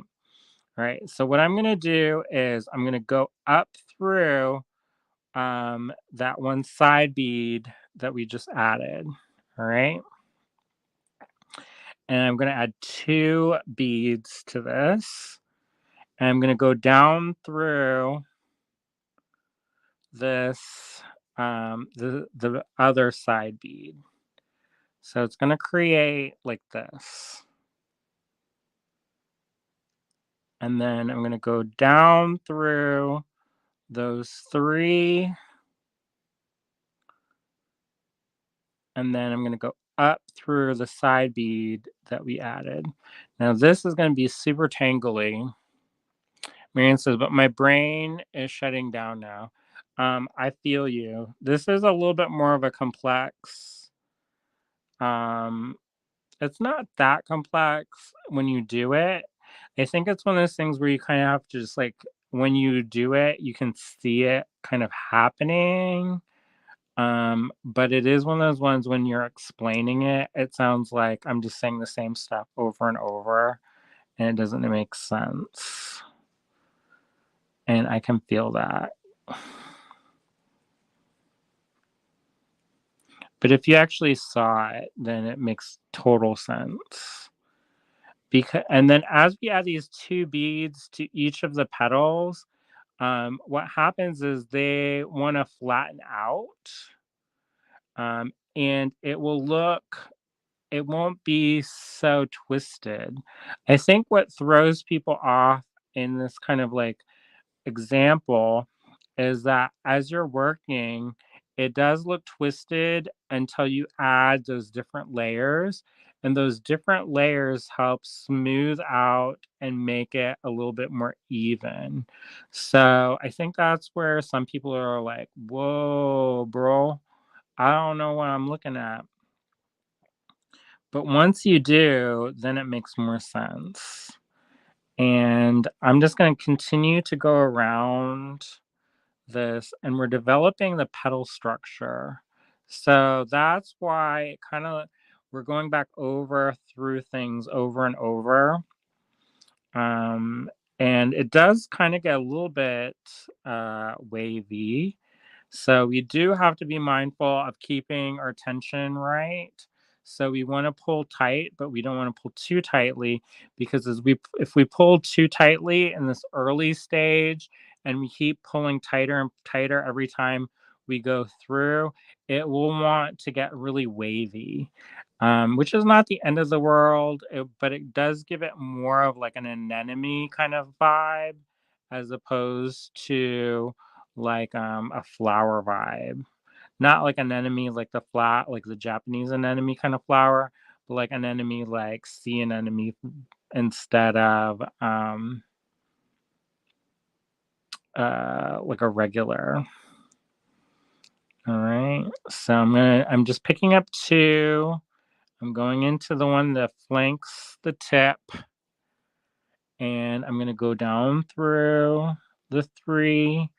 And then when I finish going all the way around, I'm going to come back up through the two that I just added, and then I'll add that one, and that'll finish off the look of the flower petal. All right. It doesn't see it's slowly forming, slowly forming, slowly forming. I also should have probably added some different colors of beads at each step so that you can see it a little bit easier. So one thing we can do is if we want this to lay flatter is we can go in between each of the petals and add there also. So what I'll do for contrast is I'll add a brown bead and then whoop, I'll go up through these two.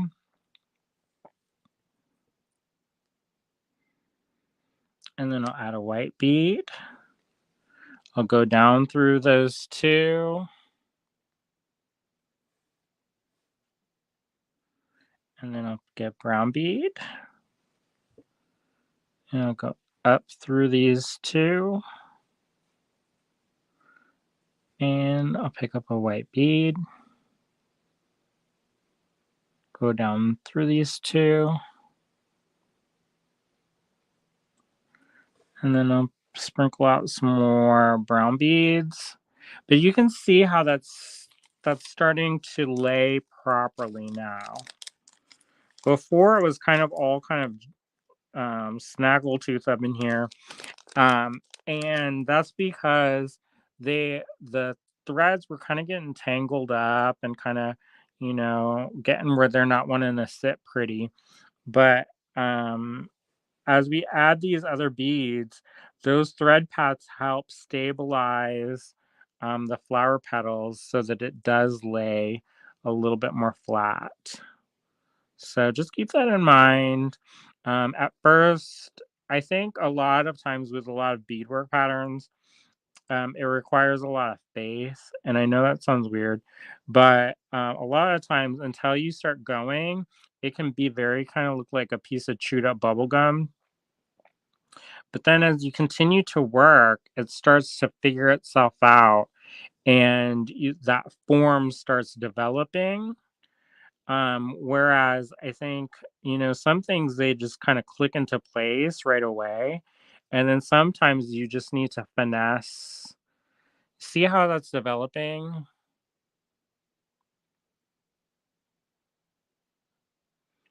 Lennon says, now it's like a mandala. Yeah, totally. But you see how just a few stitches. See how this is all like jacked up and like all wavy and gravy and stuff? And then we added that brown bead and the white bead, and it's flattening itself out, right? Isn't that crazy or wild? I don't know. I think it's so interesting when that happens. It's like that aha moment where it's like, oh, you thought this was gonna be garbage? No, actually it's nice. Surprise. But a lot of it is going back and forth and kind of getting those to strengthen up those thread bridges and also just to kind of get everything to lay where it's supposed to lay. I think that's the trick of it is to get everything kind of like where it's supposed to be. But once it does, I think it starts to really come together and shape up. And you can start seeing how good it looks. Like I think that looks pretty good. I mean, I think I probably would have put a little bit of blue in there. I know that sounds weird, but I think the blue would have looked like a fire, like blue and orange with a little bit of red, maybe with a little bit of that creamy white.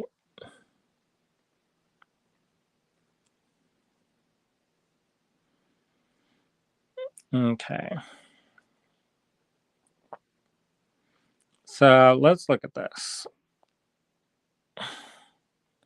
So this is this flower. Does this? I mean, I can see the pattern. Can you see the pattern? If we wanted to, we could add some thread and add white beads in between the brown if we wanted to. Or continue to go around and make these petals longer. But I think that looks pretty good. What do y'all think? Do y'all like that? So we did 3 different flowers. This last one was kind of a mess in my instructions, but we eventually landed the plane. So I would just tie this off and make a bail. So we started with this one. And then we moved to this one. And then we finished off with that one.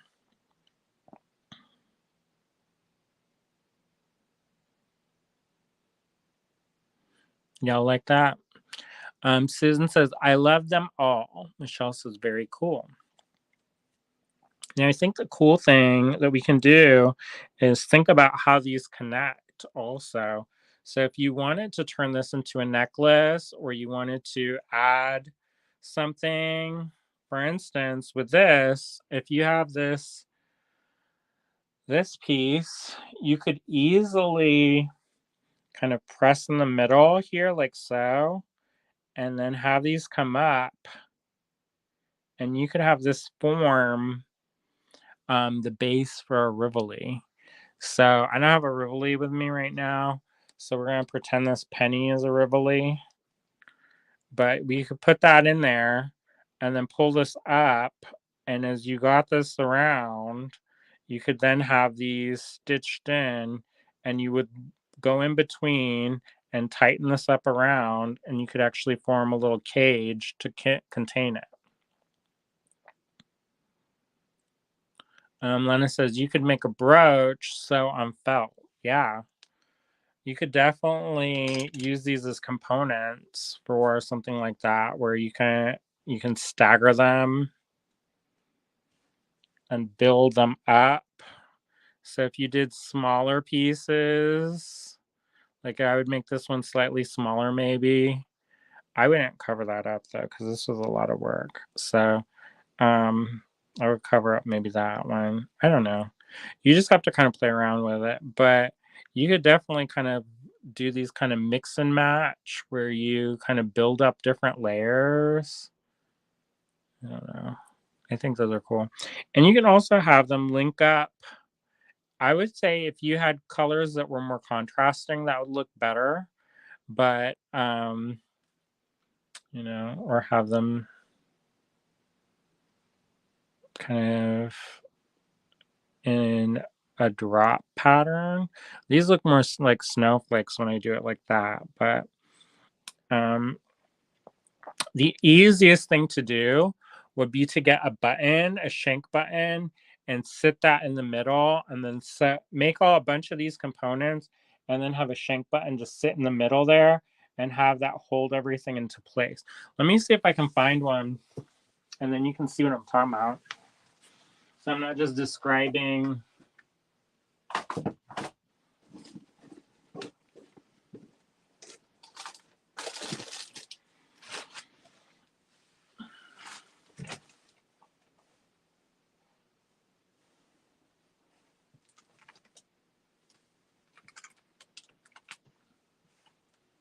Well, I don't have any buttons, but you get what I mean.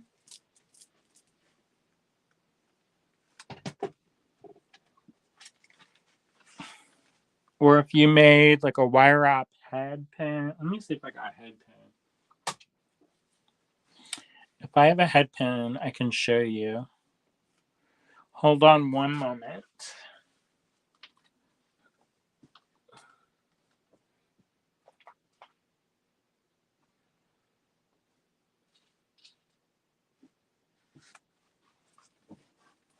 So the couple different things here, like I have this bead that my friend Joyce Rooks made, and then I have this kind of carved vintage plastic and a melon. And if I turn this into a wire wrap loop and put like a little bead in there so it didn't fall through, I could then take that and put this on here like this. And you could use it as like a stacker element. Lena says, oh, shank button, you wire it for earrings or a ring. So yeah, you could make yourself a ring if you wanted to. Or have it be like that. That one's a little bit big. Maybe we do a smaller one.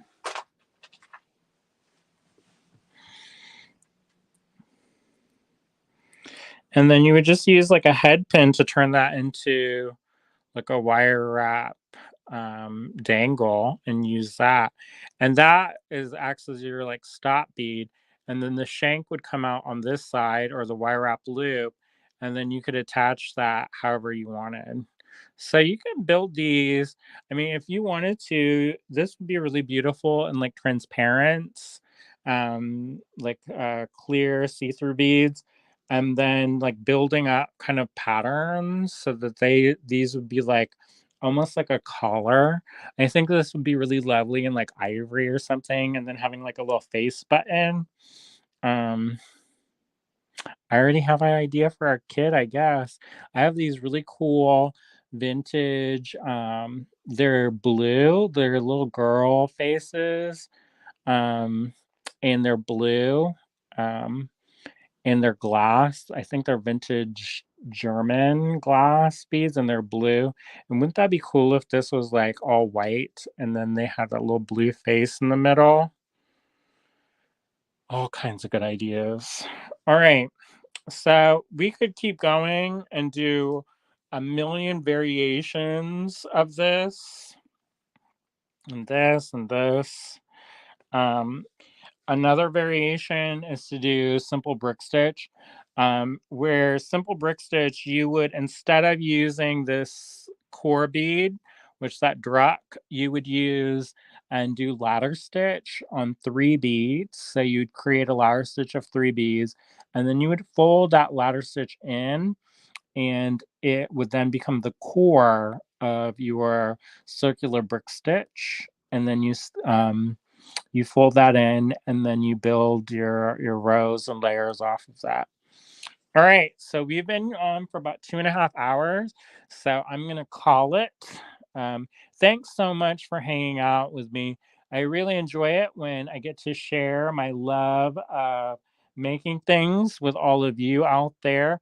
Hopefully you all had an enjoyable time and it wasn't too terrible. I know I messed up a couple times, but for the most part, I think I did okay. So today we made this, and then we made this, and then we made this. All right. Have a good night, everyone. See ya.